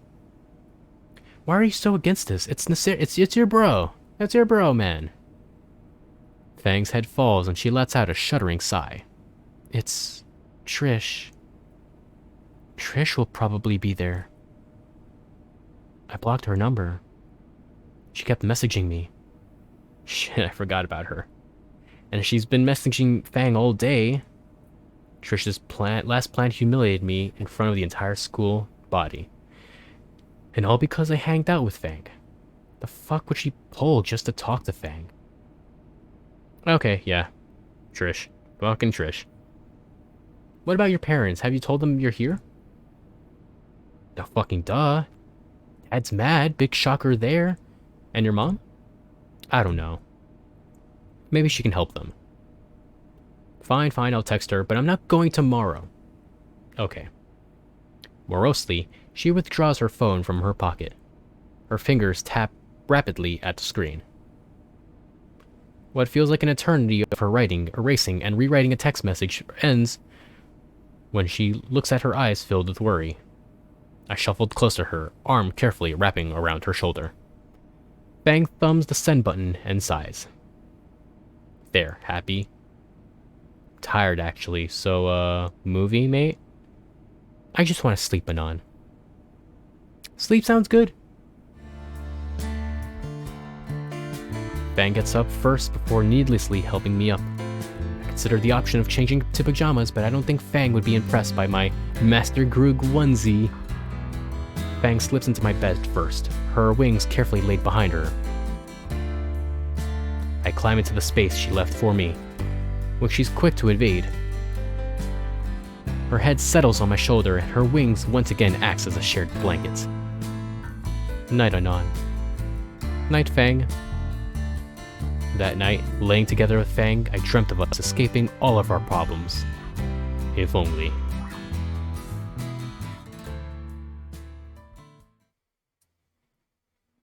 Fang refused to leave again this morning. I originally told her I'd have to stay as well, since I don't want to risk her hurting herself again. She ended up swearing on her guitar she won't hurt herself again. I'll need to pick up her assignments for today as well. How did things end up like this? I can't do anything about Fang on my own, and Nasser isn't interested in helping, to say the least.